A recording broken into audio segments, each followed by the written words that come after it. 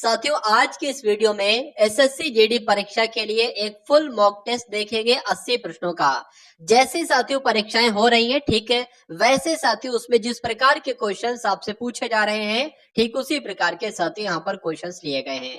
तो मेरा मानना है साथियों, इन 80 प्रश्नों को अगर आप देख लेते हैं, जिसमें से सबसे पहले हिंदी के साथियों आपके सामने होंगे 20 प्रश्न, उसके बाद सामान्य ज्ञान के 20 प्रश्न और उसके बाद साथियों मैथ के और रीजनिंग के 20-20 क्वेश्चन साथियों कुल मिला के अगर ऐसा पेपर आ जाता है तो इन 80 प्रश्नों में से आपका टारगेट कितना रहता है। और आज की जो साथियों एक तरीके से बात करें कट ऑफ की, तो इन 80 प्रश्नों में से आपका स्कोर साथियों 55 प्रश्नों तक का रहना चाहिए। मेरा मानना है साथियों, अगर इन 80 प्रश्नों में से 55 प्लस के आसपास अगर आप कर देते हैं तो आपका सिलेक्शन साथियों बहुत आराम से हो जाएगा। तो इस स्कोर को पाने के लिए थोड़ी सी मेहनत कर लीजिए साथियों। लगभग 1 घंटा लगेगा साथियों इस क्लास में, और 1 घंटे में आपको यह मालूम पड़ जाएगा कि इस बार आपका सिलेक्शन होगा या नहीं होगा। चलिए, तो पहला प्रश्न आपकी स्क्रीन पर आ चुका है कि निम्नलिखित में से कौन सी वर्तनी सही है। तो इसमें साथियों अगर बात करें अश्वत्थामा लिखा हुआ है, तो अश्वत्थामा साथियों किस प्रकार से लिखा जाता है, जैसे आपका साथियों ऑप्शन नंबर किस में लिखा हुआ है, यहां पर अगर बात करें ऑप्शन नंबर डी में लिखा हुआ है। तो इसमें साथियों अश्वत्थामा लिखा हुआ है, बिल्कुल करेक्ट आपका आंसर हो जाता है भाई, बहुत बढ़िया, वेरी गुड क्लास। अगर बात करें साथियों इस प्रकार से आएगा, देखिए ये हो गया अश, ये हो गया आपका वत और ये हो गया थामा, ठीक है ना। तो कुल मिला के जैसे मैंने लिखा है ये आप लोग ध्यान रखेंगे। अब उसके बाद देखिए हथियार डाल देना, इस मुहावरे का साथियों मतलब क्या होता है, तो हथियार डाल देने का मतलब होता है हार मान लेना। सही जवाब आपका बी के साथ जाएगा। उसके बाद देखिए दो वर्णों के मेल को क्या कहा जाता है। देखिए आपके सिलेबस में भले ही संधि ना हो, लेकिन ये प्रश्न आपसे पूछा जा सकता है कि दो वर्णों के मेल को क्या कहा जाता है, संधि कहा जाता है। आंसर आपका डी के साथ जाएगा। उत्थान में कौन सा उपसर्ग है, आपसे पूछा जा रहा है। देखिए उत्थान की अगर संधि उपसर्ग की अगर बात करें, यहां पर क्या होगा कि उत्थान की अगर संधि विच्छेद करें तो उपसर्ग के रूप में साथियों क्या शब्द निकलेगा, उत निकलेगा, और उत में लगा होगा साथियों हलंत। अब तुम जाओ, ये कैसा वाक्य, ये देखिए इच्छावाचक वाक्य है या विधिवाचक विधानवाचक वाक्य है या आज्ञावाचक वाक्य है, संकेतवाचक वाक्य है। अब तुम जाओ, इसमें एक साथियों एक तरीके से इसमें आज्ञा दी जा रही है। अब तुम जाओ, तो ये कैसा वाक्य होगा साथियों, आज्ञावाचक वाक्य होगा। आंसर आपका सी के साथ। उसके बाद देखिए निम्नलिखित में से कौन सा स्त्रीलिंग शब्द है, आपसे पूछा जा रहा है साथियों, बताइए। देखिए धुआं कैसा है तो पुल्लिंग हो जाएगा, संध्या कैसी है तो ये आपका स्त्रीलिंग हो जाएगा, भत्ता कैसा है पुल्लिंग, धावा कैसा है साथियों पुल्लिंग। अब उसके बाद देखिए अगला प्रश्न आपकी स्क्रीन पर है कि 25 वर्ष पूरे होने के उपलक्ष्य में कल हमारा विद्यालय क्या मनाएगा। तो कुल मिला के आपसे ये पूछा जा रहा है कि 25 वर्ष साथियों जब होते हैं ना, तो उसको क्या कहा जाता है, उसको स्वर्ण जयंती कहा जाता है, उसको रजत क्रांति जयंती कहा जाता है, कांस्य जयंती या हीरक जयंती कहा जाता है, बताइए। तो आप लोग ध्यान रखेंगे साथियों, 25 वर्ष पूरे होने पर रजत जयंती मनाई जाती है और 50 वर्ष पूरे होने पर साथियों स्वर्ण जयंती मनाई जाती है। तो ये दोनों पॉइंट आप लोग ध्यान रखेंगे। उसके बाद देखिए अशुद्ध वाक्य साथियों इसमें से बताइए, 4 वाक्य आपके सामने है, अशुद्ध वाक्य बताइए कौन सा। देखिए अगर बात करें हाथी मोटा है तो कोई दिक्कत नहीं, बिल्कुल सही वाक्य है। हाथी मोटी है, या उसके बाद साथियों ये भोजन 10 आदमियों के लिए है, बिल्कुल सही, कोई दिक्कत नहीं। लड़के ने पत्र लिखा, कोई दिक्कत नहीं साथियों। हाथी मोटी नहीं होता है, हाथी मोटा होता है। हाँ, यहाँ पर हाथी की जगह अगर हथनी आ जाता, हथनी मोटी होती है, तो ये आपका बिल्कुल सही हो जाता। हथनी मोटी है, ये बिल्कुल सही हो जाता। तो कुल मिला के आपका भी आंसर अगर है ऑप्शन नंबर बी के साथ, तो बिल्कुल करेक्ट है। मुंह से निकली बात गुप्त नहीं रहती, इस वाक्यांश के लिए एक शब्द आपको बताना है, मतलब इसका अर्थ आपको बताना है। इस लोकोक्ति का अर्थ क्या होगा, बताइए। मुंह से निकली बात गुप्त नहीं रहती, यानी कि थोता चना बाजे घना तो नहीं, बड़ों के कान होते हैं आंखें नहीं, ये भी नहीं, होठों निकली कोठो चढ़ी, ये साथियों बिल्कुल सही हो जाएगा। यानी कि मुंह से निकली बात गुप्त नहीं रहती, यानी कि होठों निकली कोठो चढ़ी, आंसर आपका सी के साथ जाएगा। यानी कि अगर साथियों मुंह से बात निकल गई है तो ये समझ लीजिए साथियों वो बात फैल जाएगी एक तरीके से, अगर गुप्त बात है वो। उसके बाद देखिए निजवाचक सर्वनाम का इसमें से साथियों उदाहरण कौन सा है, बताने की कोशिश करेंगे। साथियों मैं आपके लिए बहुत जल्द एक ऐसी क्लास लाने जा रहा हूं जिसमें साथियों एक क्लास होगी और उस एक क्लास में साथियों हिंदी को पूरी तरीके से खत्म किया जाएगा। यानी कि अगर उस एकमात्र क्लास को आप देख लेते हैं तो आपके 20 प्रश्नों में से 20 प्रश्न आपके बहुत आराम से साथियों आ जाएंगे, ठीक है ना साथियों। तो उस क्लास का साथियों बहुत जल्द काम उस पर समझ लीजिए चल रहा है, और आप साथियों उस क्लास को जरूर देखिएगा। उसके लिए आप साथियों चैनल को सब्सक्राइब करके बेल आइकन पर क्लिक कर लीजिए, और डिस्क्रिप्शन में साथियों यानी कि मोर लिखा है, वहां पर जाकर एक और मोर होगा, वहां पर साथियों आपको एक व्हाट्सएप ग्रुप का लिंक मिलेगा, उसको साथियों आप लोग ज्वाइन कर लीजिएगा, ठीक है ना। तो क्लास आपको साथियों समय से मिल जाएगी वहां पर। यहाँ पर लिखा हुआ है निजवाचक सर्वनाम का उदाहरण साथियों किस विकल्प में है बताइए। तो निजवाचक की अगर बात करें, निजवाचक में मैंने आपको बताया था कि अगर स्वयं शब्द आ जाए तो वो निजवाचक सर्वनाम होगा, अगर बात करें खुद अगर शब्द आ जाए तो वो साथियों निजवाचक शब्द होगा। तो आंसर अगर आपका ऑप्शन नंबर सी है तो बिल्कुल करेक्ट है। अलबत्ता शब्द में कौन सा उपसर्ग है? तो साथियों अगर अलबत्ता शब्द की संधि विच्छेद की जाए तो अलबत्ता की अगर बात करें, एक तो अल निकलेगा और एक बत्ता निकलेगा, तो अल क्या हो जाएगा साथियों, एक उपसर्ग का ही काम करेगा। उसके बाद देखिए साथियों, दुर उपसर्ग किस शब्द समूह में है, ये आपसे यहाँ पर साथियों पूछा जा रहा है। देखिए यहाँ पर अगर बात करें साथियों, यहाँ पर क्या आ गया, यहाँ पर तो दुष आ गया, एक तरीके से गलत हो जाएगा। दुर यहाँ पर आ रहा है, यहाँ पर नहीं हो जाए, ये भी गलत हो जाएगा साथियों। ये भी वाला नहीं हो सकता साथियों, दुरावस्था में दुर उपसर्ग है और दुर्दशा में साथियों दुर उपसर्ग है। तो आंसर आपका जो जाएगा वो ऑप्शन नंबर ए के साथ जाएगा। विलोम की अगर बात करते हैं साथियों, आपसे पूछा जा रहा है यहाँ पर कि कठिनाई का विलोम क्या होगा बताइए। तो कठिनाई का विलोम साथियों क्या होता है, सरलता होता है। आंसर आपका ए हो जाएगा। उसके बाद देखिए स्त्रीलिंग की अगर बात करें, कौन सा शब्द साथियों स्त्रीलिंग है बताइए। मित्र कैसा है तो पुल्लिंग हो जाएगा, अध्याय कैसा है पुल्लिंग हो जाएगा, उपहार कैसा है पुल्लिंग हो जाएगा, सूचना के साथ साथियों कैसी का इस्तेमाल आएगा, यानी कि सूचना कैसी है, तो ये आपका साथियों स्त्रीलिंग शब्द हो जाएगा। चलिए मिलावट शब्द की अगर बात करें, तो मिलावट में अगर बात करें, आवट साथियों एक प्रत्यय के रूप में साथियों आएगा। आंसर आपका डी के साथ जाएगा। वादी वादी युग्म के सही अर्थ भेद का चयन आपको करना है, यानी कि वादी का मतलब क्या होता है और वादी का मतलब क्या होता है। तो वादी का मतलब साथियों गरिष्ठ भोजन नहीं होता है, अगर बात करें वक्ता होता है साथियों, और वादी का मतलब लेकिन भोजन नहीं होता है। तो यहाँ पर साथियों अगर बात करें, वादी का मतलब वक्ता होता है और वादी का मतलब साथियों अजीर्ण होता है। तो राइट आंसर आपका जो जाएगा वो ऑप्शन नंबर सी के साथ जाएगा, और जिनका आंसर यहाँ पर सी है तो बिल्कुल करेक्ट है। उसके बाद देखिए सर्प मेघ हरण किस शब्द के अनेकार्थी हैं? तो ये किसके साथियों अनेकार्थी हैं? ये सारंग शब्द के अनेकार्थी हैं। सही जवाब आपका जाएगा ए के साथ। मुझसे उठा नहीं गया, इस वाक्य में आपसे पूछा जा रहा है कौन सा वाच्य है बताइए। देखिए अगर किसी भी साथियों वाक्य आपका नेगेटिव हो, नकारात्मक वाक्य हो, और उस वाक्य में साथियों से भी लगा हो, तो वो वाक्य कैसा होगा साथियों, हमेशा भाववाच्य होगा। जैसे कि मोहन से चला नहीं जाता, तो यहाँ पर से भी आ गया है और ये नकारात्मक वाक्य भी है। उससे कूदा नहीं जाता, तो से भी आ गया है और नकारात्मक वाक्य भी है। तो ऐसा वाक्य अगर आपको दिखता है साथियों तो भाववाच्य आपको लगाना होगा। उसके बाद देखिए अगले नंबर का प्रश्न आपकी स्क्रीन पर है, बताइए। ऐसा व्यक्ति जिसके आने का दिन और समय पहले से निश्चित नहीं होता है, तो उनको क्या कहा जाता है? देखिए मेहमान कहते हैं साथियों, और मेहमानों को ही कहा जाता है अतिथि, यानी कि अतिथि साथियों बिना बुलाए बिना बताए आते हैं। तो राइट आंसर आपका अगर है ऑप्शन नंबर सी के साथ तो बिल्कुल करेक्ट है। उसके बाद देखिए साथियों उर्मी और वीची का पर्यायवाची शब्द आपसे पूछा जा रहा है, बताइए। तो उर्मी और वीची की अगर बात करें तो ये तो साथियों लहर के पर्यायवाची है। किसके पर्यायवाची है? लहर के पर्यायवाची है। सही जवाब आपका जाएगा सी के साथ। चलिए अब उसके बाद देखिए साथियों, अब 20 प्रश्न तो आपने यहाँ पर देख लिए हिंदी के। अब 20 क्वेश्चन साथियों देखेंगे सामान्य ज्ञान के, और ये एकदम साथियों टॉप लेवल के क्वेश्चंस होंगे जो आपके एग्जाम में आपसे पूछे जाएंगे।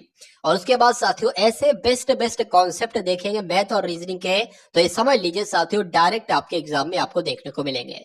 तो चैनल को साथियों आप सभी लोग सब्सक्राइब करके बेल आइकन पर क्लिक कर लीजिए, ठीक है ना। और वीडियो को लाइक करके एक प्यारे से कमेंट के माध्यम से आप लोग बता देंगे कि क्लास आपको कैसी लग रही है, वीडियो आपको साथियों कैसी लग रही है। तो पहला प्रश्न आपकी स्क्रीन पर है कि खजुराहो का मंदिर साथियों कहां पर है? तो ये तो मध्य प्रदेश में है। कहां पर साथियों? मध्य प्रदेश में है। उसके बाद देखिए निम्नलिखित में से किन पहाड़ियों पर उष्ण कटिबंधीय सदाबहार वन पाए जाते हैं? तो कहां पर पाए जाते हैं साथियों? शिवलिक की पहाड़ियों पर पाए जाते हैं। सही जवाब आपका बी के साथ। वायुमंडल में दैनिक मौसम परिवर्तन निम्न में से किस में अधिक होता है? देखिए मान लीजिए ये साथियों क्या है, ये पृथ्वी है, और पृथ्वी की जो सबसे लगी हुई परत है साथियों, इस परत को क्या कहा जाता है? इस परत को कहा जाता है साथियों शोभ मंडल। तो मौसम संबंधी परिवर्तन कहां पर होंगे? जैसे कि आंधी है, वर्षा है, तूफान है, तो ये साथियों इसी मंडल में ही तो होंगे, यानी कि शोभ मंडल में ही तो होंगे। तो कहा जा सकता है साथियों वायुमंडल में दैनिक मौसम परिवर्तन किस में पाए जाते हैं, किस में अधिक होते हैं? तो शोभ मंडल में अधिक होते हैं। आंसर आपका ए के साथ जाएगा। चलिए उसके बाद देखिए Rockies, Andes, Atlas, Alps, Himalaya आदि किस प्रकार के पर्वत है। एग्जाम में प्रश्न अगर पूछा जाए तो तुरंत लगा देना वलित प्रकार के पर्वत हैं। उसके बाद देखिए भारत में प्रचंड बेरोजगारी सामान्यतः दिखाई देती है किस क्षेत्र में। तो ये साथियों बेरोजगारी कहां पर दिखाई देती है। प्रचंड बेरोजगारी साथियों कृषि के क्षेत्र में दिखाई देती है। आंसर आपका ए के साथ जाएगा। भारतीय अर्थव्यवस्था को सबसे अच्छे ढंग से किन शब्दों में व्यक्त किया जा सकता है। तो किसकी बात चल रही है साथियों, मिश्रित अर्थव्यवस्था की बात चल रही है। यानी कि भारतीय अर्थव्यवस्था को, जो भारत की अर्थव्यवस्था है ना साथियों, वो कैसी अर्थव्यवस्था है, वो साथियों मिश्रित अर्थव्यवस्था है। ये आप लोग ध्यान रखेंगे। सार्वजनिक वितरण प्रणाली का लक्ष्य क्या होता है साथियों, गरीबों को खाद्य सुरक्षा उपलब्ध कराना, तो ये बिल्कुल लक्ष्य होता है। जमाखोरों और काला बाजारी को रोकना, ये भी साथियों लक्ष्य है। व्यापारियों द्वारा अधिक मूल्य लिए जाने पर से रोक लगाना, ये भी साथियों लक्ष्य है। ये सारे के सारे साथियों सार्वजनिक वितरण प्रणाली के ही लक्ष्य, इसलिए आंसर आपका जो जाएगा वो ऑप्शन नंबर डी के साथ जाएगा। उसके बाद देखिए संविधान के किस संशोधन अधिनियम के द्वारा 6 से 14 वर्ष के सभी बच्चों के लिए शिक्षा के अधिकार को एक मौलिक अधिकार साथियों बना दिया गया है। तो वो कौन सा साथियों संशोधन था, तो आप लोग ध्यान रखेंगे साथियों 86वां संविधान संशोधन था, जिसके तहत 6 से 14 वर्ष के सके तक के सभी बच्चों के लिए साथियों शिक्षा का अधिकार दिया गया और इस अधिकार को एक मूल अधिकार बना दिया गया। आंसर आपका सी के साथ जाएगा। चलिए उसके बाद देखिए दल बदल से संबंधित प्रावधान किस अनुसूची में रखे गए हैं। तो ये तो साथियों 10वीं अनुसूची में रखे गए हैं। राइट आंसर आपका डी के साथ। उच्च न्यायालय के न्यायाधीश किस आयु तक अपना पद धारण कर सकते हैं। तो साथियों हाईकोर्ट की यहाँ पर बात की गई है 62 वर्ष तक आप लोग ध्यान रखेंगे अपना पद धारण कर सकते हैं। आंसर आपका सी के साथ जाएगा। संविधान में मौलिक कर्तव्यों की प्रेरणा किस देश के संविधान से ली गई है। तो साथियों आपको ध्यान रखना है रूस से ली गई, यानी कि पूर्व सोवियत संघ से ली गई है। सही जवाब आपका ऑप्शन नंबर सी के साथ जाएगा। चलिए डिस्कवरी ऑफ इंडिया साथियों किसने लिखी। तो ये पंडित जवाहरलाल नेहरू की साथियों एक तरीके से पुस्तक है डिस्कवरी ऑफ इंडिया, इस पुस्तक का नाम है। आंसर आपका ए के साथ जाएगा। सयादवाद की अगर बात करें साथियों, सयादवाद भी लिखा हो सकता है।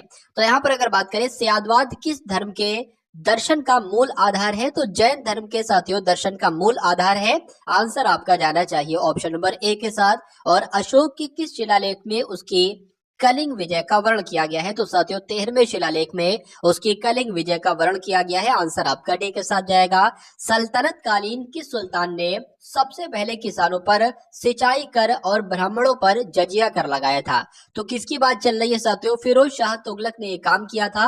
आंसर आपका जाएगा ऑप्शन नंबर सी के साथ। चलिए उसके बाद देखिए मीनाक्षी मंदिर साथियों कहां पर स्थित है। तो ये तो तमिलनाडु में स्थित है। और मदुरई साथियों कहां पर है, ये तमिलनाडु में ही स्थित है।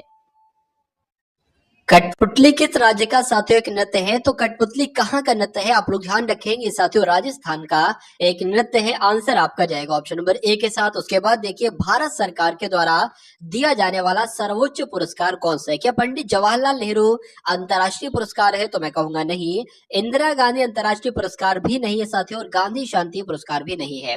क्यों, क्योंकि भारत रत्न को कहा जाता है एक तरीके से भारत सरकार के द्वारा दिया जाने वाला सर्वोच्च पुरस्कार साथियों जो है वो भारत रत्न है। और भारत रत्न इन 3 ऑप्शन में नहीं लिखा है, इसलिए सही जवाब आपका जो होगा वो ऑप्शन नंबर डी के साथ जाएगा। लेडी विद द लैम्प किसे उपनाम साथियों दिया गया है, यानी कि किसका एक उपनाम है लेडी विद द लैम्प। तो किसको कहा जाता है, फ्लोरेंस नाइटिंगेल को कहा जाता है। आप लोग ध्यान रखेंगे। आंसर आपका जो जाएगा वो ऑप्शन नंबर सी के साथ जाएगा। किसी एक सामान्य व्यक्ति के रक्त का स्तर साथियों क्या होता है बताइए। तो क्या होता है आप लोग ध्यान रखेंगे 7.35 से लेकर साथियों 7.45 होता है।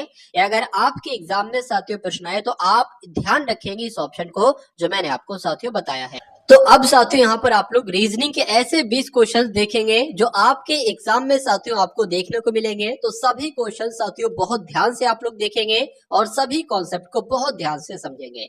यहाँ पर अगर बात करें यदि एक दर्पण को इन रेखा पर रखा जाता है, यानी कि ये आप जो देख रहे हैं ना ये एक तरीके से साथियों दर्पण है। तो दी गई उत्तर आकृति में से कौन सी उत्तर आकृति का सही प्रतिबिंब करेंगे। यानी कि मान लीजिए अगर ये आईना है ना तो ये आकृति इस आईने पर साथियों कैसे दिखेगी। मैं आपको बता चुका हूं। मान लीजिए साथियों ये आईना है और यहाँ पर ए लिखा हुआ है, तो ये आईने पर साथियों कैसे दिखेगा, ये ऐसे ही दिखेगा। अगर मान लेते हैं साथियों यहाँ पर लिखा हुआ है पी लिखी हुई है, तो ये आईने पर कैसे दिखेगी, इस प्रकार से दिखेगी। तो जिसका मुंह साथियों दाईं तरफ होता है आईने में उसका मुंह बाईं तरफ दिखता है। ये बात आपको साथियों ध्यान रखना है। जैसे कि यहाँ पर अगर बात करें ना मछली का मुंह बाईं तरफ है तो आईने की अगर बात करें, आईने में साथियों मछली का मुंह दाईं तरफ होना चाहिए, तो दाईं तरफ इधर नहीं है और उसके अलावा इधर नहीं है, तो ये साथियों ए भी नहीं हो सकता और डी भी नहीं हो सकता।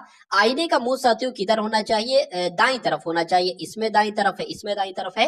अगर चाकू की बात करें तो चाकू का निशान भी साथियों बाईं तरफ है, तो बाईं तरफ नहीं, आईने में साथियों दाईं तरफ होना चाहिए, तो दाईं तरफ इसमें नहीं है तो इसमें है साथियों, यही आपका सही जवाब हो जाएगा। यानी कि आंसर आपका जो जाएगा वो ऑप्शन नंबर सी के साथ जाएगा। अब उसके बाद देखिए साथियों, अगले नंबर का प्रश्न आपकी स्क्रीन पर है कि निम्न समीकरण किसी पद्धति पर आधारित है, आपको बताने। जिस प्रकार से 4 9 3 6 क्या बना है, 6493 बना है, उसी प्रकार 2 8 1 8 साथियों क्या बना है, 8 2 8 1 बना है साथियों। उसी प्रकार से 3 8 5 7 क्या बनेगा, आपसे पूछा जा रहा है।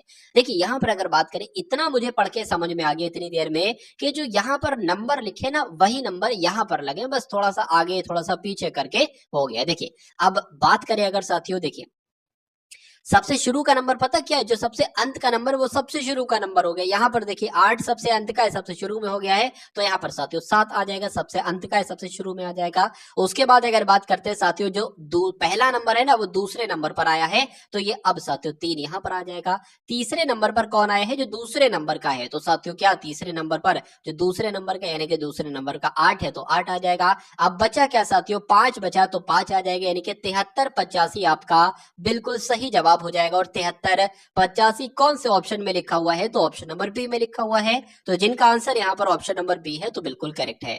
अब उसके बाद देखिए साथियों, अगले नंबर का क्वेश्चन आपके स्क्रीन पर है कि दी गई श्रृंखला के खाली स्थानों को कौन से अक्षरों का सेट क्रम में रखने पर पूरा करेगा। देखिए और बताइए साथियों सही जवाब आपका क्या होगा। यहाँ पर एक साथियों मिसिंग है, यहाँ पर ये डैश मैंने आपको बना दिया, ठीक है ना। तो अगर बात करें dash ONPM dash N PMO dash PMON और डैश, यहां पर आपको बताना है क्या आएगा, बताइए। देखिए यहां पर अगर बात करें 1 2 3 4 5 6 7 8 9 10 11 12 13 14 15 16, यानी कि 16 है साथियों। तो मेरे हिसाब से साथियों यहाँ पर 4 4 का पेयर बनना चाहिए, तो देख लेते साथियों 1 2 3 4 एक पेयर हो गया, 1 2 3 4 एक पेयर हो गया, और 1 2 3 4 एक पेयर हो गया। अब अंत शुरू में देखिए MON आ रहा है, MO तो है, N नहीं है तो N बना दिया, MON है ना तो O यहाँ पर बन जाएगा, यहाँ पर साथियों M बन जाएगा। अब बनेगा क्या, MONP पूरा ये होगा, MONP यहाँ पर भी, MONP यहाँ पर भी, MON है, P नहीं है, P लिख दिया। अब देखिए आपने पेन से कौन कौन से साथियों लेटर लिखे हैं, आपने M लिखा है, आपने O लिखा है, आपने साथियों MN लिखा है और P लिखा है, तो MONP साथियों कौन से ऑप्शन में है, ये तो ऑप्शन नंबर डी में है, तो यही आपका बिल्कुल सही जवाब हो जाता। भाई बहुत बढ़िया, वेरी गुड क्लास। तो साथियों आप लोग अगर चाहते हैं एग्जाम को आप क्रैक करना चाहते हैं, SSC GD में एक फाइनल सीट आप लेना चाहते हैं, जिस पोस्ट प्रेफरेंस में आपने सबसे पहली पोस्ट भरी थी, अगर आप वो साथियों पोस्ट लेना चाहते हैं इस साल इस वैकेंसी में, तो मैं कहूंगा साथियों अपने एग्जाम तक, जब भी आपका एग्जाम है, ये डेली मॉक टेस्ट देखिएगा। 80 प्रश्नों का डेली मॉक टेस्ट साथियों मैं आपके लिए डालता हूं, और कुछ मॉक टेस्ट साथियों मैं आपके लिए करवा भी चुका हूं, वो मैं आपको बता दूंगा कहां से आप देख पाएंगे। अब कुल मिला के साथियों देखिए, जो भी अब अगर बात करें, जो भी आपको मॉक टेस्ट दिया जाए वो आप अगर अपने एग्जाम तक देख लेते हैं, तो मेरा मानना है साथियों ये चारों सब्जेक्ट में आपको इतना एक्सपर्ट बना दूंगा कि एग्जाम हॉल में साथियों अगर पढ़कर चले जाते हैं इन सभी क्लासेस को, तो मुझे ऐसा नहीं लगता कि कोई आपको साथियों हरा सकता है और कोई आपको पछाड़ सकता है। एग्जामिनर चाहे जहां से भी सवाल डाल दे, किसी भी अगर बात करें टॉपिक से, मैं सारे टॉपिक से सवाल आपको करवा दूंगा और सभी टॉपिक आपके कवर करवा दूंगा, फिर आपका एक सिंगल क्वेश्चन भी साथियों नहीं आपका छूट सकता, मैथ, रीजनिंग और हिंदी में से। जीके जीएस की अगर बात करें, 2-4 क्वेश्चन अगर इधर उधर भी हो गए तो कोई दिक्कत नहीं, सिलेक्शन पे कोई फर्क नहीं डालेगी साथियों जीके जीएस। चलिए तो कुल मिला के साथियों चैनल को आप सभी लोग सब्सक्राइब करके बेल आइकन पर क्लिक कर लीजिए, और एक बार वीडियो को लाइक करके कमेंट प्यारा सा कर दीजिएगा। यहाँ पर सवाल है, यदि अंग्रेजी वर्णमाला के द्वितीय अर्धांश, देखिए अंग्रेजी वर्णमाला में 2 अर्धांश होते हैं, कितने साथियों, 2 अर्धांश होते हैं, कह सकते हैं साथियों। एक तो आपका होता है A से M तक, और दूसरा होता है साथियों N से लेकर Z तक। तो 2 अर्धांश की यहाँ पर बात की गई है। यहाँ पर बताया गया है कि वह अंग्रेजी वर्णमाला के दूसरे अर्धांश यानी कि एन से जेड की बात की गई है। एन से जेड को यानी कि दूसरे अर्धांश को विपरीत क्रम में लिखा जाए तो दाएं से बाहरवें अक्षर के बाईं और चौथा अक्षर कौन सा होगा। देखिए पहले जो कहा जा रहा है वो कर लीजिए क्या। तो यहाँ पर दूसरे अर्धांश को साथियों लिखने की बात की गई है। दूसरा अर्धांश जो है ना साथियों वो आपको विपरीत क्रम में लिखना है, ठीक है। तो पहला अर्धांश साथियों जो होगा वो ए से लेकर यहाँ तक एम तक कहीं तक आ जाएगा, और दूसरा अर्धांश साथियों यहाँ से हम शुरू कर देते हैं, वो कहाँ से आएगा साथियों, वो जेड से आएगा और यहाँ तक साथियों एन तक। तो एन के बाद आता है साथियों क्या, एन के बाद आता है आपका ओ, उसके बाद साथियों आ जाएगा आपका पी, फिर क्यू, फिर साथियों आर, फिर एस, टी, यू आ जाएगा, ठीक है, वी आ जाएगा, और साथियों वी के बाद आपका डब्ल्यू आ जाएगा, और एक्स आपका वाई आपका जेड आ जाएगा।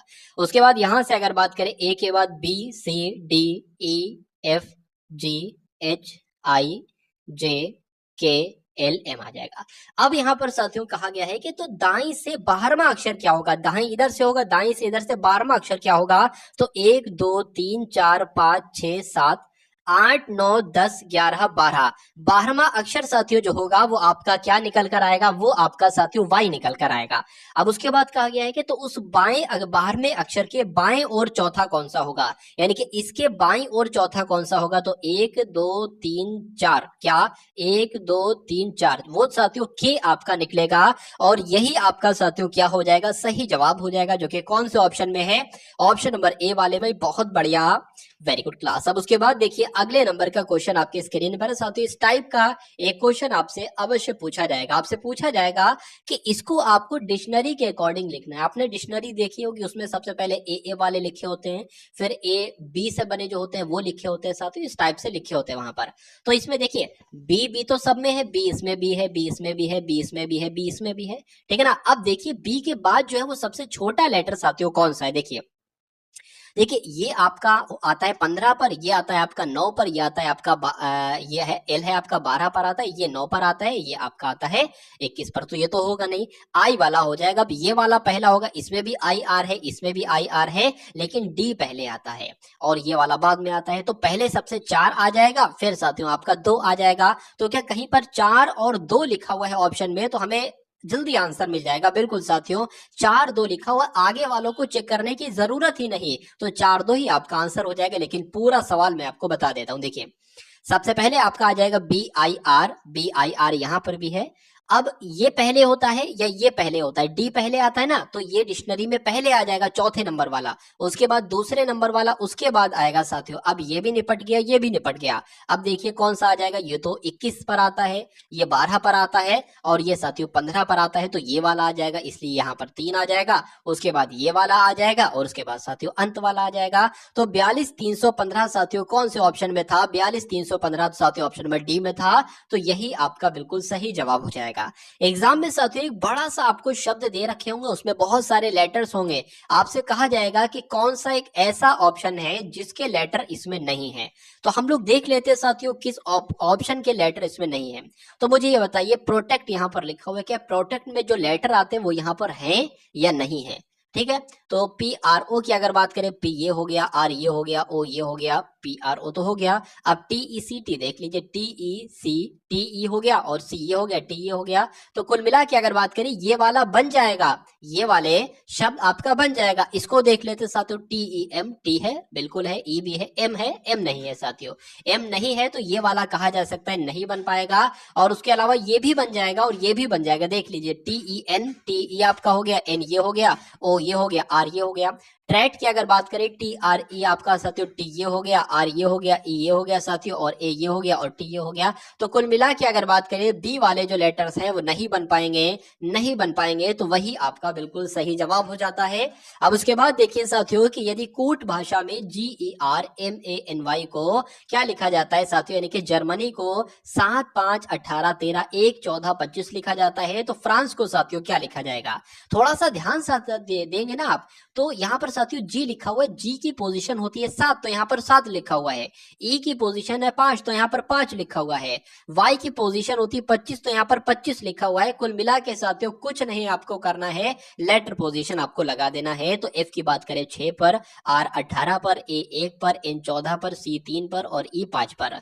तो ऐसा कहां पर लिखा हुआ है साथियों? ऐसा तो ऑप्शन नंबर ए पे लिखा हुआ है, 6 18 1 है, 14 3 5। तो आंसर आपका जो जाएगा वो ऑप्शन नंबर ए के साथ जाएगा और जिनका आंसर यहाँ पर ए है तो बिल्कुल करेक्ट है।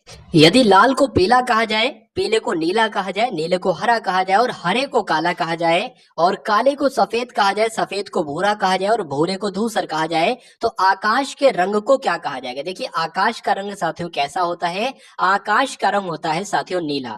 तो यहाँ पर आपसे पूछा जा रहा है कि नीले को क्या कहा जाएगा साथियों? नीले को तो हरा यहाँ पर कहा गया है। तो सही जवाब आपका जो जाएगा वो ऑप्शन नंबर बी के साथ जाएगा और जिनका आंसर यहाँ पर बी है तो बिल्कुल करेक्ट है। उसके बाद देखिए साथियों कि कथन आपके सामने है और दो निष्कर्ष आपके सामने है। आपको कथनों को पढ़ना है और देखना है कि कौन सा निष्कर्ष सही है और कौन सा निष्कर्ष साथियों गलत है। देखिए यहाँ पर कहा गया है कि कुछ पुस्तकें मैगजीन है। तो यहाँ पर साथियों हमने क्या बना लेते हैं? हम यहाँ पर साथियों कुछ पुस्तकें ऐसे करके बना लेते हैं। कहा गया है कि कुछ पुस्तकें साथियों मान लेते हैं, इतनी पुस्तकें क्या है साथियों? इतनी पुस्तकें क्या है? आपकी मैगजीन है। ठीक है भाई, इतनी पुस्तकें आपकी क्या हो गई? मैगजीन है। उसके बाद कहा गया है कि कुछ मैगजीन उपन्यास है। कह सकते हैं साथियों इतनी मैगजीन जो है ना वो क्या है साथियों? वो आपके उपन्यास हो गए। ठीक है, उपन्यास हो गई। अब निष्कर्ष को पढ़िए और देखिए कौन सा निष्कर्ष सही है कौन सा गलत है। यहाँ पर कहा गया है साथियों आपसे, क्या कहा गया है कि कुछ पुस्तकें उपन्यास हैं। पुस्तकें ये हैं और उपन्यास ये है, तो दूर दूर तक साथियों कोई रिश्ता नहीं। लेकिन हाँ ये कहा जाता कि कुछ पुस्तकें मैगजीन है तो सही हो जाता। कहा जाता कि कुछ मैगजीन पुस्तकें हैं तो सही हो जाता। कहा जाता कि कुछ मैगजीन उपन्यास है तो सही हो जाता और कहा जाता कुछ उपन्यास मैगजीन है तो सही हो जाता। लेकिन ये कहा जाए कि कुछ पुस्तकें उपन्यास है तो ये आपका गलत हो जाएगा। तो पहला वाला तो आपका गलत हो जाता है। अब अगर बात करें साथियों कुछ उपन्यास पुस्तकें हैं तो ये भी तो गलत है ना। कुछ उपन्यास भी पुस्तकें कहाँ है? उपन्यास कहाँ, पुस्तकें कहाँ? तो ये भी आपका साथियों गलत हो जाता है। तो अगर बात करें 49वें नंबर का सही जवाब जो होगा, ना तो निष्कर्ष 1 और ना ही निष्कर्ष 2 अनुसरण करता है, ये आपको लगाना होगा एग्जाम में। उसके बाद देखिए साथियों फिर से एक कथन वाला प्रश्न यहाँ पर आ चुका है। आपसे कहा जा रहा है कि सभी पाइप सभी लैंप पोल हैं। क्या यहाँ पर साथियों हम लोग क्या बना लेते हैं? यहाँ पर हम लोग लैंप बना लेते हैं। कहा जा रहा है साथियों सभी लैंप, तो हम देख लेते हैं साथियों सभी लैंप आपके क्या हो गए? सभी लैंप आपके पोल हो गए। ठीक है, कुछ पोल पाइप है, मान लेते हैं इतने पोल जो है साथियों वो क्या है? इतने पोल आपके क्या हो जाएंगे साथियों? पाइप हो जाएंगे। अब निष्कर्ष को पढ़िए साथियों, निष्कर्ष में लिखा हुआ है कि कुछ लैंप पाइप है। क्या लिखा हुआ है? कुछ लैंप पाइप हैं। तो लैंप तो ये है और पाइप ये है, ये गलत हो जाएगा। अगर ये कहा जाता है कि कुछ पोल पाइप हैं तो सही लगा देते, लेकिन ये गलत है। कुछ पाइप पोल हैं तो पाइप ये है साथियों, कुछ पाइप पोल हैं। बिल्कुल साथियों इतने पाइप जो है ना, इतने पाइप पोल हैं और इतने ही पोल साथियों पाइप है, तो ये आपका सही हो जाएगा। तो अगर बात करें साथियों 50वें नंबर का प्रश्न का सही जवाब जो होगा वो केवल निष्कर्ष नंबर 2 अनुसरण करता है। आंसर आपका बी के साथ जाएगा। अब उसके बाद देखिए साथियों अगले नंबर का प्रश्न आपकी स्क्रीन पर आ चुका है कि एक लड़का बिंदु एक्स से चलता है। मान लेते हैं साथियों बिंदु एक्स आपका ये है, बिंदु एक्स यहां से चलता है, यहां से 80 मीटर दूर वाई तक सीधा चलता है। तो मान लेते हैं साथियों इसमें ये नहीं बताएगा कि किस दिशा में चलता है, मान लेते हम इधर ही चला देते हैं, तो वाई आपका ये आ गया। फिर वह पुनः दाई मुड़ता है, तो साथियों दाई मुड़ने के लिए दाई मुड़ा दिया और 50 मीटर चलता है तो 50 मीटर हमने चला दिया इसको। उसके बाद कहा गया फिर वो साथियों दाई मुड़ता है और 70 मीटर चलता है, दाई मुड़ा दिया साथियों, 70 मीटर हमने इसको चला दिया। अच्छा यहाँ पर कहा तो गया है भाई 80 मीटर चलता है, ठीक है ना, 80 मीटर यहाँ पर चलता है, लेकिन दिशा यहाँ इन्होंने नहीं बताई थी। तो 80 मीटर आपका ये चल जाएगा, ठीक है ना, 80 मीटर आपका ये चल जाएगा। उसके बाद दाई मुड़ाकर 50 मीटर चलता है, फिर दाई मुड़ाकर 70 मीटर चलता है, तो अंत में वह दाई और मुड़ता है और 50 मीटर चलता है। यहां तक साथियों चलाइए और फिर आपका 50 जो होगा ना वो यहीं तक होगा।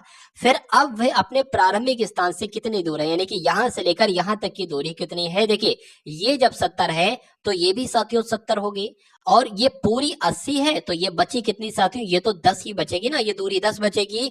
तो प्रारंभिक बिंदु से कितनी दूर है साथियों, वो 10 मीटर दूर है। आंसर आपका जाएगा ऑप्शन नंबर ए के साथ। चलिए अब उसके बाद देखिए अगले नंबर का प्रश्न आपके स्क्रीन पर है। यदि 16 गुणा 85 8651 हो जाता है और 73 गुणा 42 साथियों इसका मान आपसे पूछा जा रहा है। देखिए बहुत आसान सा प्रश्न है। अब बहुत सारे लोग यहाँ पर क्या करवाने लगेंगे, वो 16 का स्क्वायर और 85 का स्क्वायर करा के उसको जोड़ेंगे, या अगर बात करें 16 का क्यूब या 85 का क्यूब करा के उसको जोड़ेंगे। तो कुछ नहीं साथियों करना इस प्रश्न में, बहुत आसान सा प्रश्न है। देखिए ये अगर बात करें यहाँ पर जो नंबर लिखे वही मुझे सेम यहीं पर नंबर देखने को मिल रहा है। पहला वाला आपका ये है 8 लिखा हुआ है, उसके बाद साथियों ये 6 लिखा हुआ है, उसके बाद ये वाला नंबर लिखा हुआ है 5 और उसके बाद ये 1 लिखा हुआ है। तो पहले साथियों 4 आ जाएगा, फिर आपका 3 आ जाएगा और उसके बाद अगर बात करें साथियों 2 आ जाएगा और फिर 7 आ जाएगा। यानी कि 4327 साथियों कौन से ऑप्शन में है, तो ऑप्शन नंबर सी में, और यही आपका बिल्कुल सही जवाब हो जाता है। अब उसके बाद देखिए साथियों ममता पश्चिम की ओर 14 मीटर चलती है, तो ममता को साथियों पश्चिम की तरफ हम चला देते हैं। कितना साथियों, 14 मीटर हम इनको चला देते हैं। उसके बाद कहा गया है कि दाईं ओर चलती है और मुड़कर 14 मीटर चलती है, तो दाईं की तरफ साथियों फिर से ये 14 मीटर चलती है, ठीक है। और तब अपने बाईं ओर मुड़कर 10 मीटर चलती है, बाईं ओर मुड़ी और साथियों 10 ये चली, ठीक है, 10 चल गई। उसके बाद कहा गया फिर बाईं ओर मुड़कर 14 मीटर चलती है, फिर साथियों बाईं ओर मुड़ी और फिर से यहाँ तक 14 पे यहाँ तक आ गई। उसके प्रारंभिक बिंदु और उसकी वर्तमान स्थिति के बीच दूरी कितनी है आपसे पूछा जा रहा है। मतलब यहां से लेकर यहां तक की कितनी दूरी है, तो ये तो साथियों 10 हो जाएगी, ये लिखिए 10, ये 10 हो जाएगी और ये आपकी 14 हो जाएगी। तो 10 और 14 साथियों कितनी होती है, 24 मीटर होती है। क्या 24 मीटर ऑप्शन में है, तो बिल्कुल है साथियों ऑप्शन नंबर सी में, और यही आपका सही जवाब हो जाता है। चलिए उसके बाद देखिए नीचे एक पासे की दो स्थितियां दिखाई गई हैं। जब संख्या 3 नीचे हो तो उसके ऊपर कौन सी संख्या होगी। मैं साथियों हर प्रैक्टिस सेट में, हर मॉक टेस्ट में इस टाइप का एक क्वेश्चन साथियों आपके लिए लेकर आता हूं, क्योंकि इस टाइप का साथियों क्वेश्चन एग्जाम में आता है तो बहुत सारे बच्चे बहुत डर जाते हैं, घबरा जाते हैं और इस क्वेश्चन को साथियों गलत करके चले आते हैं, ताकि उनके नंबर तो बढ़ते नहीं है बल्कि और घट जाते हैं। तो क्या है देखिए, एग्जामिनर जब भी ये सवाल देगा एक सबूत छोड़ेगा, एक सबूत छोड़ेगा और उसी सबूत को आपको साथियों ढूंढना है और वही सबूत आपको सही उत्तर तक पहुंचा देगा। देखिए यहाँ पर 3 के विपरीत पूछा गया ना, तो 3 देखिए कहां पर है, यहाँ पर कहीं नहीं है, बिल्कुल यहाँ पर है, बिल्कुल इस वाली साथियों अगर बात करें फलक पर क्या है 3 नंबर है।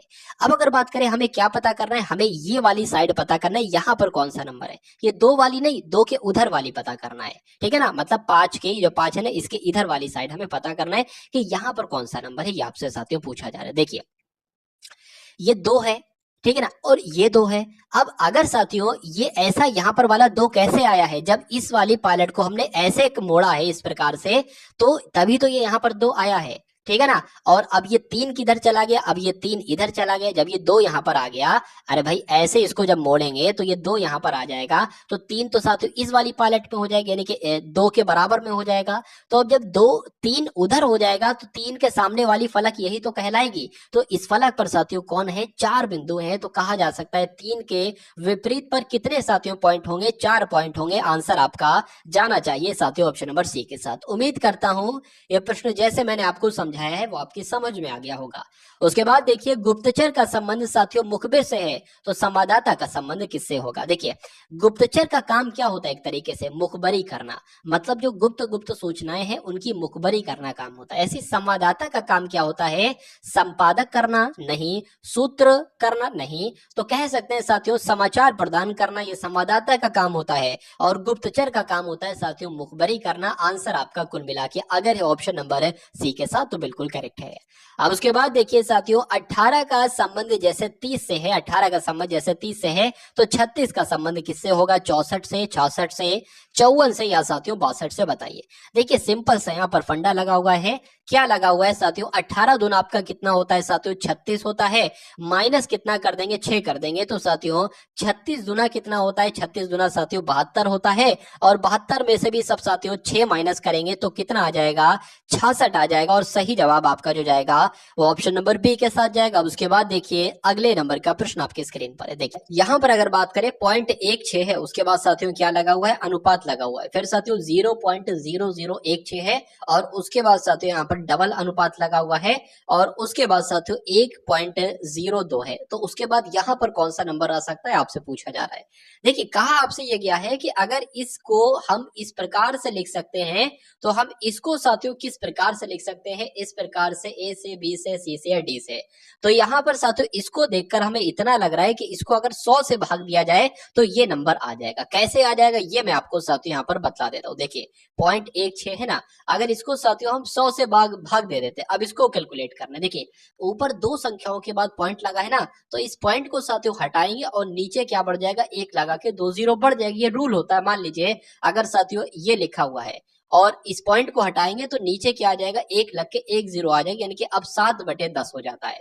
तो उसी प्रकार साथियों 2 नंबर के बाद पॉइंट लगा था तो पॉइंट हटाया और नीचे एक जीरो लगा, सॉरी 2 जीरो लगा के एक लगा दिया, 100 लग जाएगा। अगर यहाँ पर 3 संख्याओं के बाद होता तो हम नीचे एक लगा के 3 जीरो लगाते। तो अब आपके सामने है 16/10,000 है एक तरीके से, 100 गुना 100। तो अब इसको कैसे कैलकुलेट करते हैं, आपने एक रूल साथियों और पढ़ा होगा। मान लीजिए आपके सामने साथियों 7/1000 है, तो इसको आप कैसे लिखोगे साथियों, जितने नीचे जीरो होते हैं उतने नंबर के बाद पॉइंट लगता है। तो 7 जैसे लिखा है वैसे लग जाएगा। कितने जीरो है, 1 2 3 जीरो है तो 3 नंबर के बाद पॉइंट लगेगा। एक ये नंबर, एक ये नंबर, एक ये नंबर, यानी कि 3 नंबर के बाद साथियों पॉइंट लग जाएगा। तो अगर आपको कभी भी ऐसा दिया गया हो तो उसके अगली स्टेप साथियों ये होगी। तो अब यहाँ पर भी साथियों वही चीज है कि 16 लिखा हुआ है तो 16 लिख लिया, नीचे कितने जीरो है, 4 जीरो है तो 4 नंबर के बाद पॉइंट लगेगा, यानी कि 1 2 3 4। ठीक है ना, ये 1 2 3 4 4 नंबर हो गए और अब साथियों आपका पॉइंट लग जाएगा। तो आप देखिए साथियों कि इससे क्या बना है साथियों, ये बना है और जो ये है ना वही तो साथियों ये है, वही ये है। तो यहाँ पर भी साथियों हमें क्या करना पड़ेगा, हमें 100 से भाग देना होगा। जब हम साथियों 1.02 को साथियों 100 से भाग देते हैं तो क्या आएगा, देखिए इस जीरो को पॉइंट को हटाया, नीचे क्या बढ़ गया साथियों, एक लग के 2 जीरो बढ़ गया। अब आपके सामने साथियों क्या है, 102 भाग साथियों एक लग के 4 जीरो है, यानी कि 10,000 है। नीचे 4 जीरो है तो क्या होगा साथियों, अगर बात करें ये तो नंबर लिख लेंगे तो 4 संख्याओं के बाद पॉइंट लगेगा, 1 2 3 आपका ये 4 संख्या और ये। तो कुल मिला के साथियों ऐसा ऑप्शन में होना चाहिए, वो आपका बिल्कुल सही जवाब होगा। तो ऐसा कहां पर है, ऐसा तो साथियों ऑप्शन नंबर सी में है, तो यही आपका बिल्कुल सही जवाब हो जाता है। उसके बाद देखिए साथियों अगले नंबर का प्रश्न आपके स्क्रीन पर है कि कथन आपके सामने है कि वित्तीय कंपनियां खराब प्रबंधन के कारण खत्म हो जाती हैं, यानी कि कुछ कंपनियां, जो वित्तीय कंपनियां है ना, ये अपने खराब प्रबंधन की वजह से खत्म हो जाती हैं, बंद हो जाती हैं। तो निष्कर्ष आपको बताना है कौन सा सही है। देखिए यहाँ पर अगर बात करें साथियों कि अच्छा प्रबंधन भी वित्तीय कंपनियों को सफलतापूर्वक नहीं चला सकता, ऐसा क्यों होगा। अगर अच्छा प्रबंध रखोगे तो वित्तीय कंपनियां चलती जाएंगी, अच्छे से चलेंगी। तो ये तो साथियों गलत लिखा है, क्योंकि यहाँ पर लिखा हो कि अच्छा प्रबंधन करोगे तब भी कंपनियां नहीं चल पाएंगी, तो ये तो गलत है। उचित प्रबंधन, दूसरा कहता है उचित प्रबंधन वित्तीय कंपनियों के विकास में सहायक हो सकता है। बिल्कुल साथियों, अगर ठीक ठाक प्रबंध रखोगे तो कहा जा रहा है वित्तीय कंपनियों के विकास में सहायक हो सकता है, बिल्कुल ये सहायक होगा। तो दूसरा वाला आपका बिल्कुल सही हो जाएगा। तो यहाँ पर कहां पर लिखा हुआ है कि केवल दूसरा वाला निष्कर्ष सही है, ऐसा ऑप्शन नंबर डी में लिखा हुआ है और यही आपका बिल्कुल सही जवाब हो जाता है। अब उसके बाद देखिए साथियों कथन आपके सामने है और है एक कि सोहन एक अच्छा खिलाड़ी है। ठीक है, सोहन जो है ना एक अच्छा खिलाड़ी है। दूसरा कथन है कि सभी खिलाड़ी स्वस्थ हैं। ठीक है, अब निष्कर्ष आपके सामने साथियों यहाँ पर दे रखा है कि सभी स्वस्थ व्यक्ति खिलाड़ी हैं। सभी मतलब कहा, यहां पर बताया गया है कि सभी खिलाड़ी स्वस्थ हैं, यहां पर बताया गया कि सभी स्वस्थ व्यक्ति खिलाड़ी हैं, तो ये तो साथियों गलत होगा, कथन के बाहर जा रहा है ये निष्कर्ष। उसके बाद कहा गया है कि सोहन स्वस्थ है। देखिए कहा गया है कि सोहन एक खिलाड़ी है और कहा गया है कि सभी खिलाड़ी स्वस्थ होते हैं, तो जाहिर सी बात है सोहन एक खिलाड़ी और सभी खिलाड़ी स्वस्थ होते हैं तो सोहन स्वस्थ होगा। तो ये दूसरा वाला निष्कर्ष साथियों आपका बिल्कुल सही हो जाएगा। और ऐसा कहां पर लिखा हुआ है, ऐसा आपका ऑप्शन नंबर बी में लिखा हुआ है। तो जिनका भी आंसर यहाँ पर ऑप्शन नंबर बी था तो बिल्कुल करेक्ट था भाई, बहुत बढ़िया, वेरी गुड क्लास। अब उसके बाद देखिए साथियों प्रश्न आकृति आपके सामने है और उत्तर आकृति आपके सामने है। अगर बात करते हैं साथियों इस छवि से ये छवि बन जाती है, तो इस छवि से साथियों कौन सी छवि बनेगी, ये वाली, ये वाली, ये वाली या ये वाली। थोड़ा सा ध्यान से देखेंगे साथियों आप लोग, यहाँ पर क्या कर दिया गया, यहाँ पर साथियों एक तरीके से ये तीर है, ये अलग टाइप का तीर है और ये अलग टाइप का तीर है, ठीक है ना। तो कुल मिला के देखिए ये भी एक तरीके से अगर बात करें, यहाँ पर देखिए बस इसको क्या किया गया, अगर ये ऐसा है ना तो इसको ऐसे कर दिया गया, यानी कि दाईं की तरफ साथियों घुमा दिया गया है। तो पहले तो ये जो होगा इसको भी साथियों दाईं की तरफ हमें घुमाना होगा। अब हम देखेंगे कि कोई चित्र ऐसा है जो इस टाइप से दाईं की तरफ साथियों घुमा हुआ है, ये होगा नहीं, ये होगा, ये तो वैसा ही है, सेम वैसा ही है। ये साथियों दाईं की तरफ घुमा है, ये आपका बाईं की तरफ घुमा है। और यहाँ पर एक बात नोटिस करेंगे, जैसे कि ये तीर है ना, उसी टाइप की ये तीर है, तो इन तीरों से जब ये तीर बनता है तो इन तीरों से भी साथियों इसी टाइप का तीर बनेगा। तो ये कहां पर है, ये तो ऑप्शन नंबर सिर्फ सी में है, और जिनका आंसर यहाँ पर सी है तो बिल्कुल करेक्ट भाई, बहुत बढ़िया, वेरी गुड क्लास। तो साथियों आपने हिंदी के देख लिए 20 प्रश्न, सामान्य ज्ञान के लिए देख लिए 20 प्रश्न, और उसके अलावा साथियों आप यहाँ पर देख पा रहे हैं कि अब मैथ के क्वेश्चंस देखेंगे, क्योंकि 20 क्वेश्चन हमने रीजनिंग के भी देख लिए, ठीक है ना। देखिए साथियों मैं आपको बता देता हूँ, एक क्लास में आप सभी के लिए लाऊंगा हिंदी की, उसमें पूरी हिंदी कंप्लीट कर देंगे। मेरा मानना है साथियों कि अगर उस एक क्लास को आप देख लोगे बहुत शानदार तरीके से, तो हिंदी में 20 में से 20 प्रश्न आप बिल्कुल सही कर पाओगे, क्योंकि हिंदी है उसकी गारंटी मैं ले सकता हूं, क्योंकि वो हर एक टॉपिक में आपको कंप्लीट करवा दूंगा सिलेबस के अकॉर्डिंग, जो आपसे एग्जाम में साथियों पूछा जाता है। उसके अलावा एक क्लास में लाऊंगा मैथ की, मैराथन क्लास होगी, लंबी जाएगी। एक क्लास में लाऊंगा साथियों रीजनिंग की, वो भी लंबी जाएगी। और एक क्लास में लाऊंगा साथियों आपके सामान्य ज्ञान की, और एक क्लास आपके लिए लाऊंगा साथियों करंट अफेयर की। ये लगभग साथियों 5 मैराथन आपके लिए होगी। उम्मीद करता हूं इन 5 मैराथन में से आपका मैक्सिमम पेपर साथियों यहीं से आ जाएगा, ठीक है ना। और उस हर एक मैराथन में साथियों हर एक टाइप का क्वेश्चन होगा, जैसे कि मैथ की मैराथन होगी तो हर टाइप का क्वेश्चन उसमें ही कंप्लीट करवा दूंगा। और बाकी ये मॉक टेस्ट तो आपका चल रहा है, तो अगर इतना साथियों आप कर लेते हैं तो मुझे ऐसा लगता है कि तैयारी आपकी बहुत मजबूत हो जाएगी। तो मैथ का प्रश्न आ चुके हैं। मैथ का पहला प्रश्न आपकी स्क्रीन पर है कि यदि 3 संख्याएं हैं और 3:4 के अनुपात में वो संख्याएं हैं, अगर इनका गुणनफल साथियों 1944 बैठता है तो सबसे बड़ी संख्या क्या होगी। सबसे बड़ी संख्या वैसे तो यहाँ पर 6 है, तो 6 आपसे पूछा जा रहा है।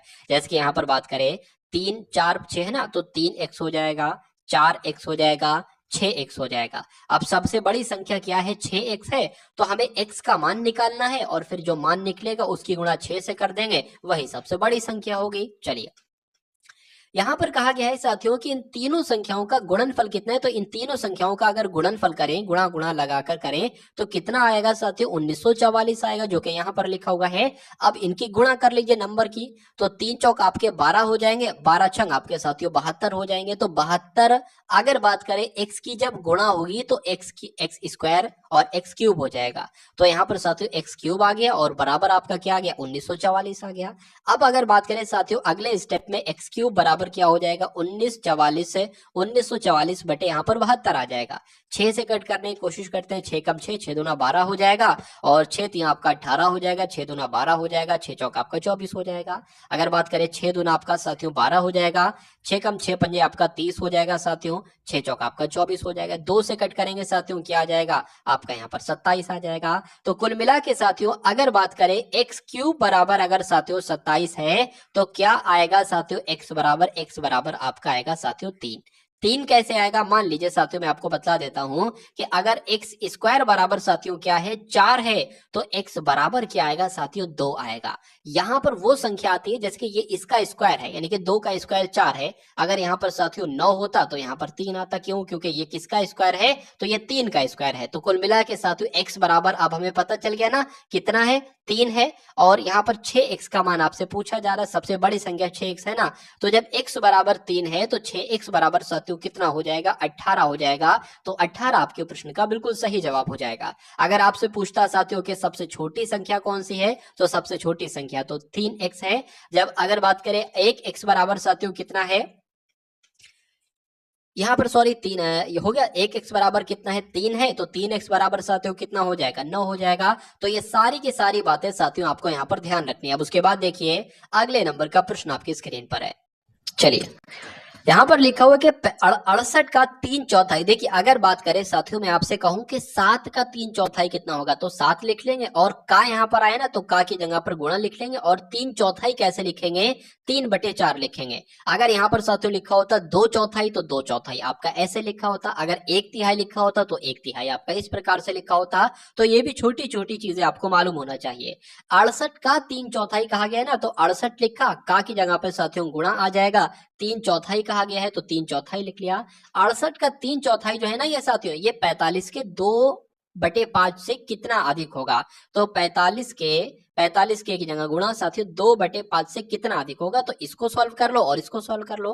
5 एकम 5, 5 नीम आपका 45 हो जाएगा, 9 दूना आपका साथियों 18 हो जाएगा। 4 की अगर बात करें, 4 एकम 4 हो जाएगा, 4 पंज 20, 4 छंग 24, 4 सत्ते 28 हो जाएगा, और 17 यहाँ कितना हो जाएगा साथियों, 51 हो जाएगा। तो आपसे पूछा यह गया था कि 51 से क्या, आपसे पूछा गया था कि 51 से क्या पूछा गया था, 68 का 3/4 जो है ना, यानी कि 51 जो है ना, ये 18 से कितना अधिक होगा, तो इनको माइनस करा लो साथियों, मालूम पड़ जाएगा। 11 में से 8 जाएगा, आपका 3 बचेगा, 4 में से 1 जाएगा, आपका 3 बचेगा। तो आंसर आपका किस ऑप्शन के साथ जाएगा, 33 के साथ जाएगा। और जिनका आंसर यहाँ पर 33 है तो बिल्कुल करेक्ट है, यानी कि ये संख्या इससे कितनी अधिक है, तो 33 अधिक। उम्मीद करता हूँ इस प्रश्न को आप लोग बहुत अच्छे तरीके से साथियों समझ चुके होंगे।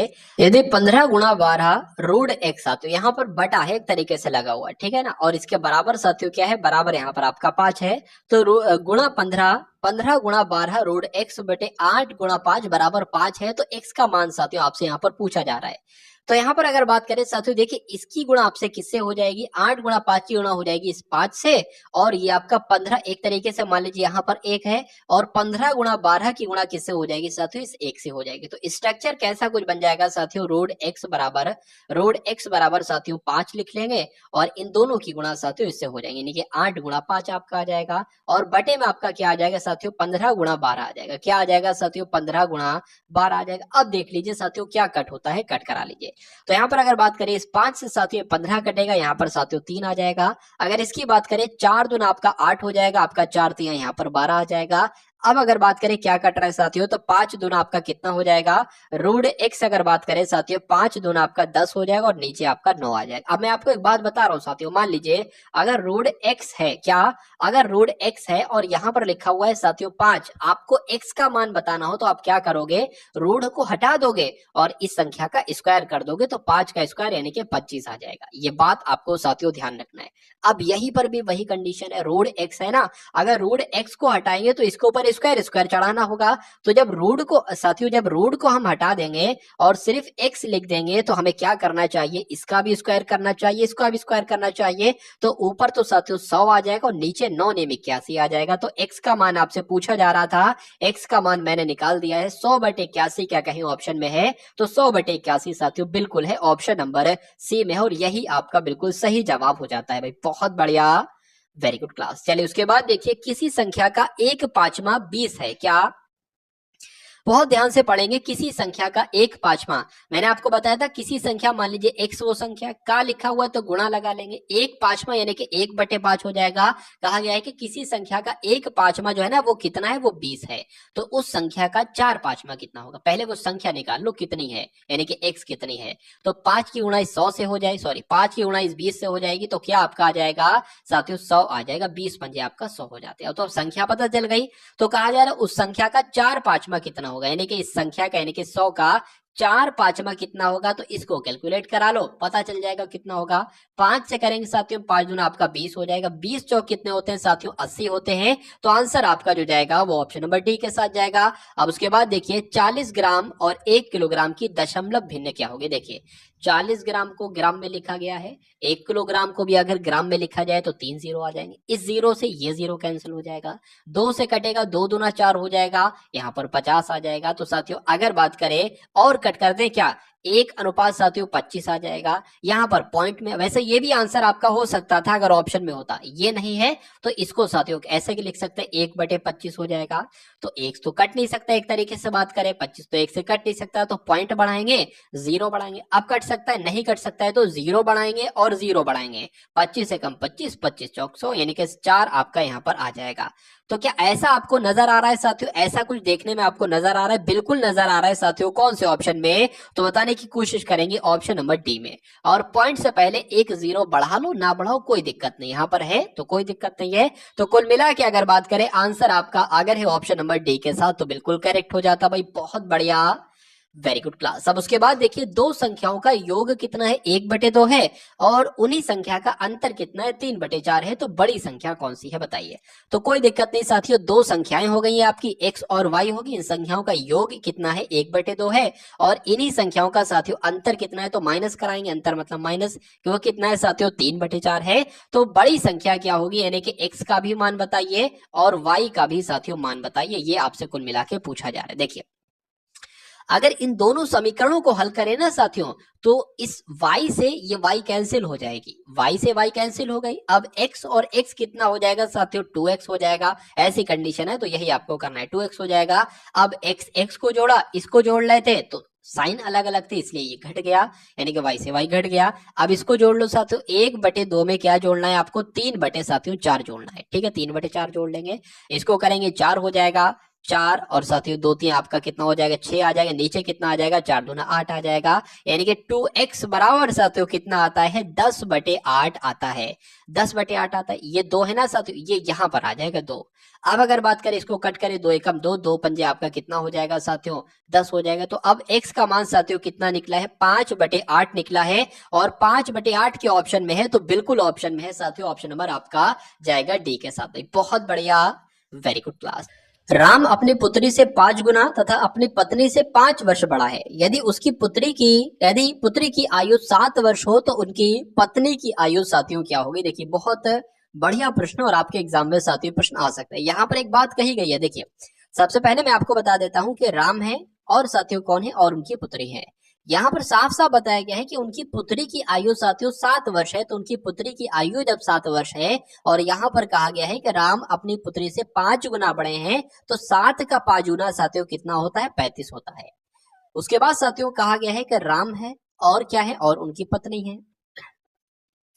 कहा गया है साफ साफ कि राम अपनी पत्नी से 5 वर्ष बड़े हैं। तो जब राम की आयु साथियों 35 वर्ष है तो पत्नी की आयु कितनी होगी? 30 वर्ष होगी, क्योंकि कहा गया है कि राम अपनी पत्नी से 5 वर्ष बड़े हैं। तो पूछा क्या गया है कि उनकी पत्नी की आयु क्या होगी? तो उनकी पत्नी की आयु साथियों 30 वर्ष होगी। आंसर आपका जाएगा ऑप्शन नंबर ए के साथ। चलिए अब उसके बाद देखिए अगले नंबर का साथियों क्वेश्चन आपके स्क्रीन पर है और आपसे यहाँ पर पूछा जा रहा है कि श्याम ने एक ट्रांजिस्टर की अगर बात करें, इसको 400 रुपए में खरीदा है। कोई वस्तु उसको 400 रुपए में खरीदा है तथा उसे 30% कम में बेचा है। 30% कम में बेचा है तो उसने उसे कितने रुपए में बेचा है? देखिए अगर बात करें किसी वस्तु को आपने 200 रुपए में खरीदा है और उसको साथियों अगर बात करें 30% कम में बेचा है, यानी कि आपने उसको 70% में बेचा है। या मान लीजिए 200 रुपए में आपने खरीदा है, कहा जाए आपने उसको 80% कम में बेचा है तो आपने उसे 20% पर बेचा है। तो ये मैं आपसे कहना चाहता हूं। लेकिन अगर आपसे ये कहा जाए कि मान लीजिए किसी वस्तु को 200 रुपए में खरीदा गया है और उस पर 20% लाभ से बेचा गया है, तो लाभ से अगर आए ना साथियों तो आपको 120/100 यहाँ पर लिखना होगा। तो ये जानकारी मैंने आपको बताई है, ये आपको मालूम होना चाहिए। तो कुल मिला के अगर बात करें 400 में साथियों खरीदा है और 30% कम में बेचा, यानी कि उसने 70% में उसको बेचा होगा। इसको कैलकुलेट कर लो तो उसने कितने रुपए में बेचा? इस जीरो से ये जीरो, इस जीरो से ये जीरो, 4 सत्ते 28 आपके हो जाएंगे, जीरो लग जाएगा, यानी कि कहा जा सकता है कि उसने उसे 280 रुपए में बेचा होगा। तो आंसर आपका किस ऑप्शन के साथ जाएगा? तो ऑप्शन नंबर सी के साथ जाएगा। अब उसके बाद देखिए अगले नंबर का प्रश्न आपकी स्क्रीन पर है। चलिए यहां पर अगर बात करें साथियों, किसी फल विक्रेता के पास कुछ सेब थे, 40% सेब बेच दिए, मतलब 100% देखिए सेब हो गए उसके पास और उसने 40% सेब बेच दिए। तो साथियों देखिए जब 40% सेब बेच दिए तो उसके पास 60% सेब अब बचे होंगे। फिर भी उसके पास 420 सेब बचे हैं। तो कभी भी अगर क्वेश्चन में आपको ये ट्रिक मिल जाए कि 60% बराबर साथियों 420 है, क्योंकि 40% सेब थे सेब बेच दिए उसने, तो 60% सेब बचे, और 60% की यहाँ पर वैल्यू दे रखी हो तो दोनों को बराबर कर दो, 100% का मान निकाल दो, आपको आंसर मिल जाएगा। तो साथियों क्या हो, इसको कैसे सॉल्व करेंगे, 420/60 हो जाएगा, गुणा साथियों यहाँ पर 100 लगा लेंगे, इस जीरो से ये जीरो कट जाएगा, 6 छंग 36, 6 सत्ते आपका 42 हो जाएगा। यानी कि कहा जा सकता है साथियों प्रारंभ में उसके पास कितने सेब होंगे, 700 सेब होंगे, जिसमें से साथियों उसके पास 420 सेब बचे होंगे। तो कुल मिला के आपका आंसर भी अगर ऑप्शन नंबर डी के साथ है तो बिल्कुल करेक्ट हो जाता है। अब उसके बाद देखिए अगले नंबर का साथियों क्वेश्चन आपके स्क्रीन पर है, देखिए और बताइए सही जवाब क्या होगा, बताइए। यहां पर अगर बात करें साथियों अंडर रूट की कमी है, तो अंडर रूट मैंने लगा दिया, यानी कि अंडर रूट 36/81 बराबर x/81 है, तो x का मान क्या होगा बताने की कोशिश कीजिए, बताइए। चलिए, तो कैसे साथियों यहां पर आप लोग कर सकते हैं बताने की कोशिश करेंगे। देखिए रूट 36 की वैल्यू क्या हो जाएगी, 6 आ जाएगा, और रूट 81 को हटा के अगर 9 लिख दे तो कोई दिक्कत नहीं, x बटे यहाँ पर 81 कोई दिक्कत नहीं, इसकी गुणा इससे हो जाएगी, यानी कि 6 गुणा 81 यहाँ पर आ जाएगा बटे 9 आ जाएगा बराबर x आ जाएगा, 9 निम 81, 9 एकम 9, 9 निम 81 हो जाएंगे, 9 छंग आपके कितने होते हैं साथियों, 54 होते हैं, तो आपका आंसर जो जाएगा वो x बराबर जो निकलेगा साथियों 54 आ जाएगा, और 54 कौन से ऑप्शन में है, ऑप्शन नंबर ए में है, और यही आपका बिल्कुल सही जवाब हो जाता है। 100 मीटर गुणा 80 मीटर क्षेत्रफल के एक आयताकार मैदान के चारों ओर 2 मीटर चौड़ा एक मार्ग बनाना है। क्या यहाँ पर साथियों एक अगर बात करें एक आयताकार है, एक आयत साथियों है, एक आयत हम लोग यहाँ पर सबसे पहले बना के आपको समझा देते हैं। देखिए एक आयत यहाँ पर है, और इस आयत की साथियों जो लंबाई बताई गई है ना वो 100 मीटर बताई गई है, तो इसकी साथियों क्या हो जाएगी, यहाँ पर 100 लिख लेंगे, 100 मीटर इसकी लंबाई हो जाएगी, और चौड़ाई इसकी साथियों कितनी है, 80 मीटर है, तो यहाँ पर साथियों 80 मीटर हो जाएगी इसकी चौड़ाई। उसके बाद कहा गया है कि आयताकार मैदान है, ठीक है, इसके चारों ओर बाहर साथियों 2 मीटर चौड़ा एक मार्ग बनाना है। मैं आपको बता देता हूं साथियों कैसा मार्ग बन के आएगा, तो एक ऐसा साथियों मार्ग यहाँ पर बन के आएगा जिसकी चौड़ाई साथियों कितनी होगी, 2 मीटर जिसकी चौड़ाई होगी, यानी कि ये जो होगी चौड़ाई जो होगी ना ये 2 मीटर होगी, ठीक है। यदि मार्ग बनाने में 15 प्रति वर्ग मीटर खर्च आता है तो मार्ग बनाने में कितना खर्च आएगा, इस टाइप का साथियों एक प्रश्न आपसे एग्जाम में पूछा जाता है, तो बहुत आसान तरीके से मैं आपको समझाने की कोशिश करूंगा। देखिए इस सवाल को करने के लिए आपको क्या करना पड़ेगा, सबसे पहले बड़े वाले आयत का आपको क्षेत्रफल ज्ञात करना पड़ेगा, उस बड़े वाले आयत के क्षेत्रफल में से इस छोटे वाले आयत के क्षेत्रफल को आप घटा लोगे, जो आपके पास साथियों वैल्यू आएगी उसकी गुणा आपको करवाना है किसके साथ, 15 के साथ। अगर आप साथियों करा दोगे ना तो आंसर आपका आपके सामने आ जाएगा।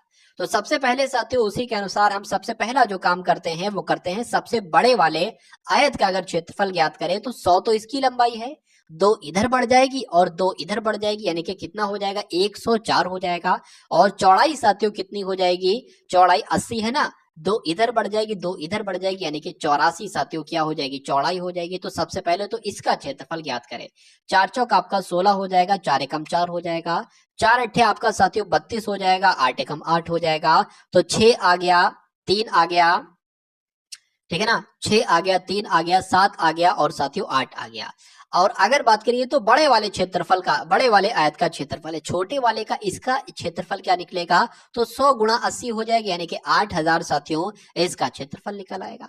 अब अगर बात करें इसका आपको क्षेत्रफल पता क्या होगा, बड़े वाले में से छोटे वाले का अगर क्षेत्रफल घटाएंगे तो हमें क्या मिल जाएगा साथियों, हमें मिल जाएगा ये 736, और ये किसका क्षेत्रफल है, ये साथियों इस रास्ते का क्षेत्रफल है जिसकी चौड़ाई 2 मीटर है, तो ये हमें मिल गया। अब मैंने आपको बताया था जो क्षेत्रफल इस लाइन का निकले ना, इस रास्ते का निकले, उसकी गुणा करा लोगे साथियों 15 प्रति वर्ग मीटर से, यानी कि अगर इस रास्ते का क्षेत्रफल 736 मीटर है और 1 मीटर का खर्चा 15 रुपए आता है, तो टोटल खर्चा कितना आएगा, इसकी गुणा इससे करा लो, आपको मालूम पड़ जाएगा कि मार्ग को बनवाने में कितना खर्च आएगा।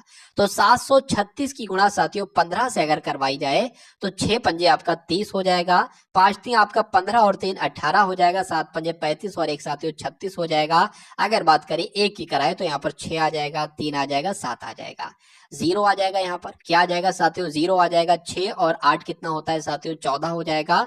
और अगर बात करते ये कितना था साथियों, 36 था, ये 36, तो ये आपका कितना निकल जाएगा साथियों, ये आपका यहाँ पर 1 आ जाएगा और ये 4 और आपके 10 और ये आप अगर बात करें 11 आ जाए, इनके 11,040 आपके इस प्रश्न का सही जवाब हो जाएगा, जो कि कौन से ऑप्शन में है, 11,044। तो साथियों ऑप्शन नंबर डी में है, तो यही आपका बिल्कुल करेक्ट आंसर हो जाता है। उसके बाद देखिए, एक दुकानदार अपने क्रय मूल्य पर 22.5% के लाभ की अपेक्षा करता है, यानी कि वो चाहता है साथियों, उसने अगर कोई वस्तु 100 रुपए में खरीदी हो तो वो उसकी कितने रुपए में बिके साथियों, वो उसकी 100 रुपए में तो बिके, उसके साथ साथियों उसको 22.5% का क्या मिले, 22.5 रुपए का उसको लाभ भी मिले, यानी कि वो टोटल साथियों 122.5 रुपए में साथियों वो वस्तु बिके, ऐसा वो चाहता है। उसके बाद कहा गया है कि यदि किसी से एक सप्ताह में उसने 392 की बिक्री की तो उसने कितने का लाभ प्राप्त किया, ये आपसे साथियों पूछा जा रहा है। तो देखिएगा और बताइएगा सही जवाब आपका क्या हो सकता है। देखिए बहुत ध्यान से आप लोग समझिएगा, मैं आपको बता रहा हूं कि माना अगर क्रय मूल्य साथियों, क्रय मूल्य कितना है मान लिया साथियों, क्योंकि क्रय मूल्य हमें पता नहीं, अभी क्रय मूल्य पर 22.5% का लाभ की अपेक्षा करता है, तो क्रय मूल्य साथियों मान लीजिए x है, ठीक है। अगर बात करें वो चाहता है साथियों उसको ये x रुपए, यानी कि क्रय मूल्य तो उसको मिले, साथ में इस रुपए का उसको 22.5% लाभ भी मिले, यानी कि 22.5 अगर बात करेंगे प्रतिशत की जगह साथियों 100 लग जाएगा। और जब वो अगर साथियों और ऐसा करता है तो उसको कितने रुपए मिलते हैं साथियों, उसको यहाँ पर लिखा हुआ है 392 रुपए मिलते हैं, 392 रुपए मिलते हैं। अब देखिए इस पॉइंट को हटाएंगे साथियों, ये जीरो नीचे बढ़ जाएगा, ये जीरो नीचे बढ़ जाएगा। अब अगर साथियों बात करते हैं इसको कट करने की, तो 5 चौक आपका 20 हो जाएगा, 5 पंजे आपका कितना हो जाएगा 25 हो जाएगा। इसको कट करेंगे तो साथियों यहाँ पर 200 आ जाएगा, फिर कट करेंगे साथियों यहाँ पर 9 आ जाएगा और यहाँ पर साथियों कितना आ जाएगा 40 आ जाएगा। यानी कि अब आपके सामने साथियों जो कंडीशन आएगी वो कितनी आएगी, x प्लस 9x बटे, ठीक है, x ये वाला इसमें गुणा हो जाएगा और बटे में 40 आ जाएगा, बराबर क्या आ जाएगा साथियों 392 आ जाएगा। अब यहाँ पर साथियों अगर बात करें अब अगले स्टेप में साथियों, देखिए यहां तक अगर आपका क्लियर है तो बहुत अच्छी बात है। देखिए अब अगर बात करें इस 40 की गुणा x से हो जाएगी तो कितना आ जाएगा साथियों 40x आ जाएगा, प्लस आपका 9x आ जाएगा और बटे में कितना आ जाएगा 40 आ जाएगा, बराबर क्या था साथियों, बराबर 392 था, तो 392 आ जाएगा। अब देखिए साथियों अब क्या होता है, यहाँ पर अगर बात करें 40x प्लस 9x कितना हो जाएगा साथियों 49x हो जाएगा, 49x बराबर कितना है 392 है और इस 40 की गुणा साथियों इससे हो जाएगी, तो यहाँ पर ये हो जाएगा।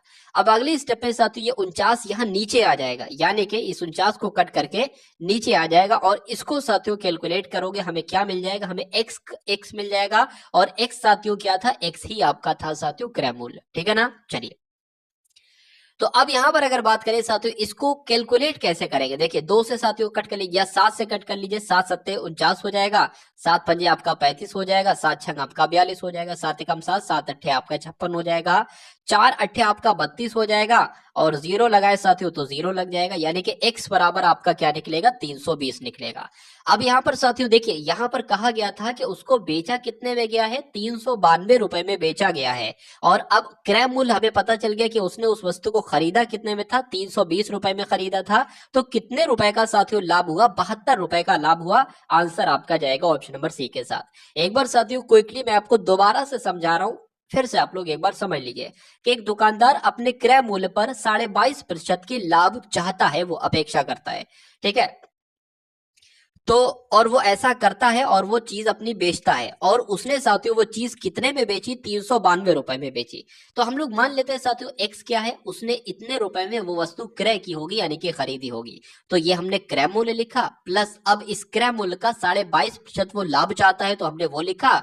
तो इस तरीके से लिखेंगे और इन सब, ये तो क्रय मूल्य है और ये लाभ है, तो क्रय मूल्य लाभ बन के क्या मिले, विक्रय मूल्य बनेगा, जो कि यहाँ पर दे रखा था। इसको साथियों कैलकुलेट करते हैं, x का मान आ जाता है और x का मान साथियों क्या होता है, ये क्रय मूल्य होगा। अब बेची है इसने इतने में और खरीदी थी इतने में, तो कितने का डिफरेंस हुआ साथियों, 72 का डिफरेंस हुआ और यही साथियों आपका लाभ कहलाएगा। आंसर आपका सी के साथ जाएगा। उसके बाद देखिए साथियों आपसे पूछा यहाँ पर जा रहा है कि एक व्यक्ति 1400 में एक साइकिल खरीदता है और उसे 15% के नुकसान पर बेचता है, साइकिल का विक्रय मूल्य क्या होगा। मान लीजिए साथियों हमने कोई चीज 200 रुपए में खरीदी, क्या हमने 200 रुपए में खरीदी और हम उसको 80% क्या 80% नहीं कह सकते, या मान लीजिए 20% के नुकसान पर बेचते हैं, तो यानी कि हमने उसको साथियों 80% पर बेची। 80% नहीं कहेंगे, लिखेंगे 80%। अगर किसी वस्तु को साथियों 200 में खरीदा और उसको 20% के नुकसान पर बेच रहे हैं, यानी कि साथियों क्या करोगे, 80 लिखोगे, 80/100 हो जाएगा। तो कह सकते हैं इन दो जीरो से ये दो जीरो कैंसिल हो जाएंगे, 8 दूना 16 यानी कि 160 हो जाएगा। यानी कि अगर 200 रुपए में खरीदी थी और 20% के नुकसान पर बेचोगे तो साथियों 160 रुपए की वो वस्तु कहलाई जाएगी। अब देखिए प्रश्न की तरफ के, एक व्यक्ति 1400 में एक साइकिल खरीदता है, 1400 में साथियों उसने साइकिल खरीदी और 15% के नुकसान पर बेचता है, यानी कि अब उसको साइकिल वो कितने में बेच रहा है, 85% में वो बेच रहा है। अगर 1400 का 15% निकालोगे, 15% निकालने के बाद वो संख्या इसमें से माइनस करोगे तो आएगा, ऐसे आप डायरेक्ट आपको मिल जाएगा। इन दो जीरो से ये दो जीरो कट गए साथियों। अब 85 की गुणा किससे करा देना है, अब साथियों 14 से करा देना है। 4 पंजे आपका साथियों 20 हो जाएगा, 4 अट्ठे 32 हो जाएगा, 32 आपका 34 हो जाएगा। और अगर बात करें साथियों यहां पर भी आपका 85 आ जाएगा, 0 यहां पर 9 और ये आपका 11 हो जाएगा। यानी कि साइकिल का विक्रय मूल्य साथियों क्या होगा, 1190 होगा, जो कि ऑप्शन नंबर सी में हो, और जिनका आंसर यहां पर सी है तो बिल्कुल करेक्ट है। अब उसके बाद देखिए साथियों, श्याम ने 375 प्रति दर्जन पर, बहुत ध्यान से साथियों इस कॉन्सेप्ट को समझना है। मेरा मानना है साथियों अगर इस कॉन्सेप्ट को आप समझ लेते हैं तो मुझे ऐसा नहीं लगता कि इस टाइप का एक प्रश्न आपके एग्जाम में ना बने। एक प्रश्न आपका बनेगा ही बनेगा, ठीक है ना। देखिए बहुत ध्यान से समझिएगा, आराम से समझिएगा। यहां पर अगर बात करें, शाम ने 375 प्रति दर्जन पर 20 दर्जन खिलौने खरीदे। देखिए 20 दर्जन उसने खरीदे हैं, 20 दर्जन का मतलब क्या हुआ, एक दर्जन की अगर बात करें साथियों 12 चीजें होती है, एक दर्जन में 12 चीजें होती हैं, तो 20 दर्जन में कितनी चीजें साथियों हो जाएंगी, 12 दूना 24 यानी कि 240 चीजें हो जाएंगी, ठीक है। और उसने एक दर्जन कितने रुपए में खरीदी, मतलब 375 रुपए प्रति दर्जन का मतलब है कि एक दर्जन चीजें उसने 375 रुपए में खरीदी, ठीक है ना। तो इतना तो साथियों हम लोग निकाल सकते हैं, क्या इतना निकाल सकते हैं कि 20 दर्जन खिलौनों का क्रय मूल्य क्या होगा।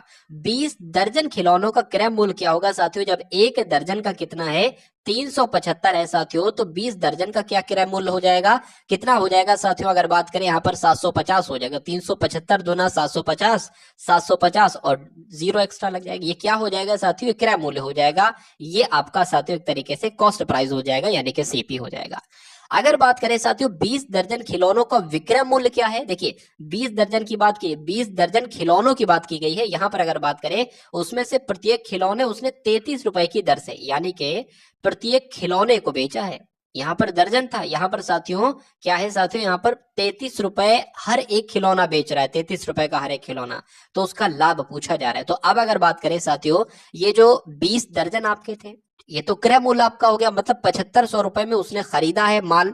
और अगर बात करिए 20 दर्जन की अगर बात करते हैं साथियों, तो ये आपका 20 दर्जन हो जाएगा, ठीक है। और एक वस्तु कितने की बेची है, 33 रुपए की बेची है, तो इसकी जरा आप गुणा कराइए, 12 दूना 24 हो जाएगा, तो 24 की गुणा साथियों आप करा लीजिए 33 से। 24 की गुणा करा लीजिए 33 से, 4 3 आपका 12 हो जाएगा, ठीक है ना। 4 दूना 6 और 1 7 हो जाएगा साथियों, यहाँ पर भी 72 आ जाएगा, 2 9 7 आ जाएगा और 0 लग जाएगा। तो कुल मिला के अगर बात करें साथियों इतने रुपए में 7920 रुपए में बेची है। क्रय मूल्य आपका साथियों ये है और विक्रय मूल्य साथियों ये है। तो अगर बात करें लाभ कितना निकलेगा, तो मेरा ऐसा मानना है साथियों 420 यहाँ पर लाभ निकलेगा। और वही तो आपसे पूछा जा रहा है कि लाभ कितना निकला है, 420 का लाभ निकला है। इसको प्रतिशत में बदल लीजिए साथियों, नीचे क्या आ जाएगा, क्रय मूल्य जो कि साथियों 7500 था। अब इन दो जीरो से ये दो जीरो कट जाएंगे। अब अगर बात करें 5 से कट करें, 5 कम 5 हो जाएगा साथियों, 5 पंजे 25 हो जाएंगे, 5 अट्ठे आपके 40 हो जाएंगे, 5 चौका आपके 20 हो जाएंगे। फिर से साथियों अगर कट करें, यहाँ पर हम लोग 3 से कट करें, 3 पंजे 15 आपके हो जाएंगे, 3 दूना आपके 6 हो जाएंगे, 3 अट्ठे आपके 24 हो जाएंगे। 5 कम 5, 5 पंजे साथियों 55 हो, सॉरी 5 पंजे 25 हो जाएंगे, 3 बचेगा, पॉइंट लगेगा, 0 बढ़ेगा और 5 छंग आपके 30 हो जाएगा। तो कुल मिला के साथियों 5.6% का लाभ मिलेगा, जो कि ऑप्शन नंबर सी में है। आंसर आपका जाएगा सी के साथ। चलिए उसके बाद देखिए अगले नंबर का प्रश्न आपके स्क्रीन पर है। यहां पर अगर बात करें किसी वस्तु को 1920 में बेचने पर अर्जित लाभ का, ये भी बहुत ध्यान से प्रश्न देखिएगा, अच्छा क्वेश्चन है, थोड़ा सा लेवल उठाया हुआ है मैंने साथियों, ठीक है। किसी वस्तु को 1920 रुपए में बेचने पर अर्जित लाभ, यानी कि 1920 रुपए में अगर हम किसी वस्तु को बेच रहे हैं तो जो हमें लाभ हो रहा है, और उसी वस्तु को 1280 रुपए में बेच रहे हैं तो जो हानि हो रही है वो दोनों बराबर है। ठीक है ना। तो इस कंडीशन को कैसे लिख सकते हैं साथियों, मैं आपको बता देता हूं। देखिए 1920 रुपए में बेचा, मान लीजिए साथियों अगर बात करें विक्रय मूल्य जो है ना, विक्रय मूल्य फिर से यहाँ पर x मान लेते हैं, विक्रय मूल्य आपका x हो जाएगा। तो अगर साथियों हम बात करते हैं ये क्या है, 1920 रुपए में बेचने पर लाभ, जो लाभ का प्रतिशत, और उसी वस्तु को 1280 में बेचने पर हानि का प्रतिशत बराबर है। तो इसको बराबर कर लेते हैं साथियों, ठीक है ना। ये आपका हो जाएगा, ये प्रतिशत आपका आ जाएगा, बराबर करके, ये बराबर है ना, बराबर की बात की गई है, x माइनस आपका 1280 आ जाएगा, 1280 आ जाएगा साथियों, ये भी प्रतिशत हो जाएगा। अब देखिए यहाँ पर क्या कहा गया है, यहाँ पर अगर बात करें साथियों 1920 रुपए में वस्तु पर जो लाभ आता है ना, तो जब साथियों लाभ आता है यहाँ पर, ठीक है, तो ये आपका क्या है, विक्रय मूल्य, मतलब इतने रुपए में बेचा है और इतने रुपए में बेचा, इतने रुपए में खरीदा था, तो बेचा, हमें यहाँ पर क्या हो रहा है साथियों, लाभ हो रहा है, लाभ ही तो होगा। ये विक्रय मूल्य है, ये क्रय मूल्य है, विक्रय मूल्य में से क्रय मूल्य जाएगा, लाभ बचेगा, और ये लाभ जो है ना किसके बराबर है, और ये आपका क्रय मूल्य है, मतलब अब यहाँ पर हानि हो रही है, 1280 रुपए में बेचने पर हानि हो रही है, तो क्या करेंगे, क्रय मूल्य माइनस विक्रय मूल्य, और ये आपकी हानि हो रही है, तो कहा जा रहा है कि दोनों बराबर हैं, तो हमने बराबर कर दी, जो इक्वेशन बनी वो हमने यहाँ पर साथियों कर दी। अब अगर बात करें, देखिए अब बहुत आसान से तरीके से आप यहाँ पर समझेंगे, मैं उम्मीद करता हूँ। देखिए अगर बात करें साथियों, ये x यहाँ पर है, अब अगर ये x साथियों बराबर के किधर आ जाता है, अगर मान लीजिए साथियों इधर को आ जाता है, बराबर के उधर है, माइनस का बराबर के इधर आएगा, प्लस का हो जाएगा, तो साथियों ये x प्लस x कितने हो जाएंगे, 2x हो जाएंगे, ठीक है ना। उसके बाद अगर बात करें साथियों 1280 की अगर बात करें, इधर है 1920, 1920 प्लस का है, और उधर है माइनस का 1280, जब इधर आएगा साथियों तो ये प्लस का हो जाएगा, यानी कि ये संख्या आपस में जुड़ जाएगी, और जुड़ जाएगी साथियों तो कितनी हो जाएगी, 0 0 आपका, ये मेरे हिसाब से साथियों यहाँ पर आपका 3200 हो जाएगी, ठीक है ना। तो 2x बराबर 3200 है, तो x बराबर साथियों क्या होगा, 1600 होगा। तो x का मान आपको मालूम पड़ गया, यानी कि क्रय मूल्य साथियों आपको मालूम पड़ गया कितना है, 1600 का है।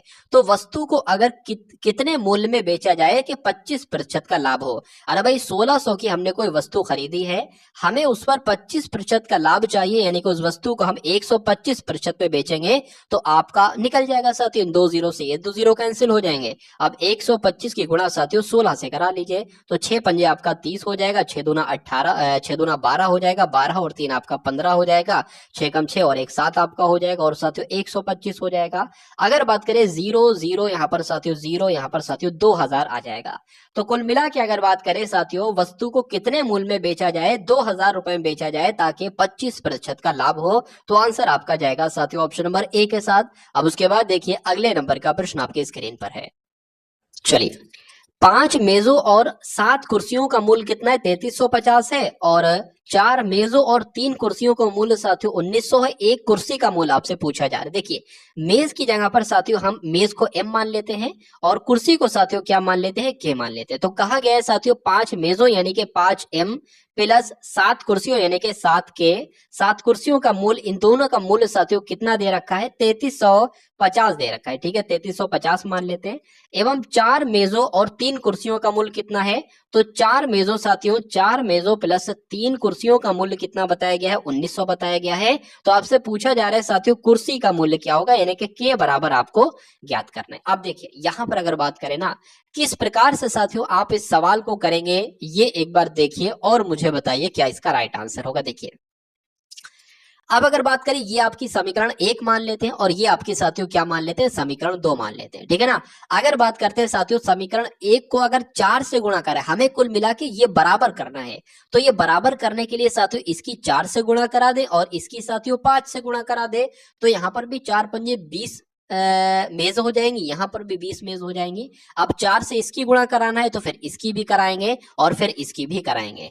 5 से इसकी कराई है तो 5 से इसकी भी कराएंगे और साथियों इसकी भी कराएंगे। तो देख लीजिए 4 पंजे 20 आपका हो जाएगा, 20 कुर्सी 20 मेज प्लस आपका 4 सत्ते 28 हो जाएगा, यानी कि 28 कुर्सी। और अगर बात करते हैं साथियों यहाँ पर 33 और इसकी गुणा कराएं तो क्या आ जाएगा, 4 पंजे आपका साथियों 20 हो जाएगा, 4 तियां 12 और 2 14 हो जाएगा, ठीक है ना, 4 तियां 12 और 1 आपका साथियों 13 आ जाएगा। तो यहाँ पर कितना आ गया साथियों, आप लोग देख पा रहे होंगे यहाँ पर आपका आ चुका है 13,400 रुपए।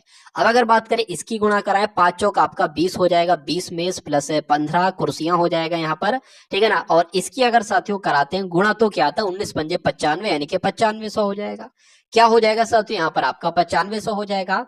अब अगर साथियों बात करते हैं, देखिए 20 में से 20 में से आपका कैंसिल हो जाएगा, इसलिए हमने ये कराई थी। अब बचा क्या, कुर्सियां बची हैं, तो 28 कुर्सियों में से अगर 15 कुर्सियां जाएंगी तो मेरे हिसाब से साथियों 13 कुर्सियां बचेंगी। अब इनका भी डिफरेंस करा लो, 0 0 हो जाएगा, 4 में से 5 जा नहीं सकता, 14 में से 5 जाएगा साथियों 19 बचेगा, 12 में से इतना जाएगा, इतना बचेगा। यानी कि कहा जा सकता है 13 कुर्सियों का मूल्य जो है ना वो 3900 है। जब 13 कुर्सियों का मूल्य 3900 है साथियों, तो एक कुर्सी का मूल्य साथियों कितना होगा, मैं बता सकता हूं आपको कितना होगा साथियों। ये लीजिए 13 तिया आपका 39 हो जाएगा, 13 में 13 तिया 39 हो जाएगी। यानी कि कहा जा सकता है साथियों, 300 कुर्सी का मूल्य होगा। कितना होगा साथियों, 300 कुर्सी का मूल्य होगा। तो पूछा आपसे क्या गया था कि एक कुर्सी का मूल्य क्या होगा, एक कुर्सी का मूल्य साथियों 300 हो जाएगी। ऑप्शन में थोड़ी सी दिक्कत हो गई है साथियों, ठीक है ना।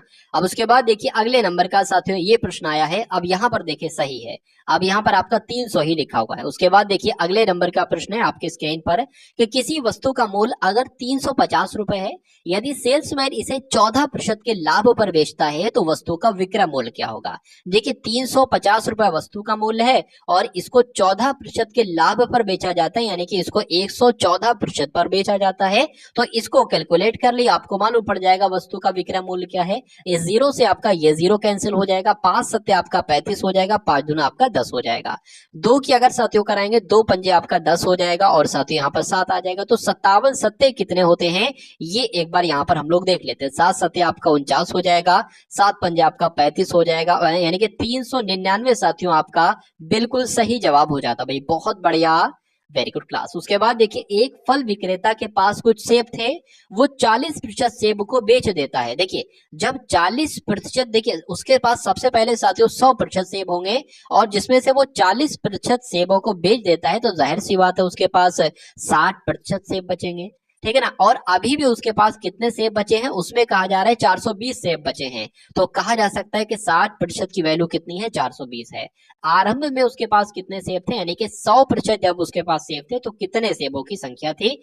जब 60% की वैल्यू 420 है साथियों, तो 100% की वैल्यू हम बहुत आराम से निकाल सकते हैं इस प्रकार से जैसे मैंने यहाँ पर लिखा हुआ। इससे ये कट जाएगा, 6 सत्ते आपके 42 हो जाएंगे, ये आपका 700 हो जाएगा। तो 700 साथियों आपका आंसर जाएगा ऑप्शन नंबर डी के साथ, और जिनका आंसर यहाँ पर डी है तो बिल्कुल करेक्ट। भाई बहुत बढ़िया, वेरी गुड क्लास। चलिए अब उसके बाद देखिए साथियों नेक्स्ट नंबर का क्वेश्चन आपकी स्क्रीन पर है। बताइए ए किसी कार्य को 15 दिनों में करता है, तो यहां पर लिख लेते साथियों जो कहा जा रहा है ए किसी काम को 15 दिनों में करता है, बी उसी काम को साथियों कितने दिन में करता है, 20 दिन में करता है। यदि वो एक साथ मिलकर काम करें और 4 दिन तक ही काम करें तो कार का कितना हिस्सा अभी शेष रहेगा, ये आपसे साथियों पूछा जा रहा है। देखिए ए का एक दिन का काम साथियों 1/15, ये एक ही दिन का तो काम है ना, और बी का साथियों एक दिन का काम कितना है, बी का भी एक दिन का काम 1/20 है। तो हम ये देख लेते हैं कि ए और बी के द्वारा एक दिन में कितना कार्य किया जाएगा।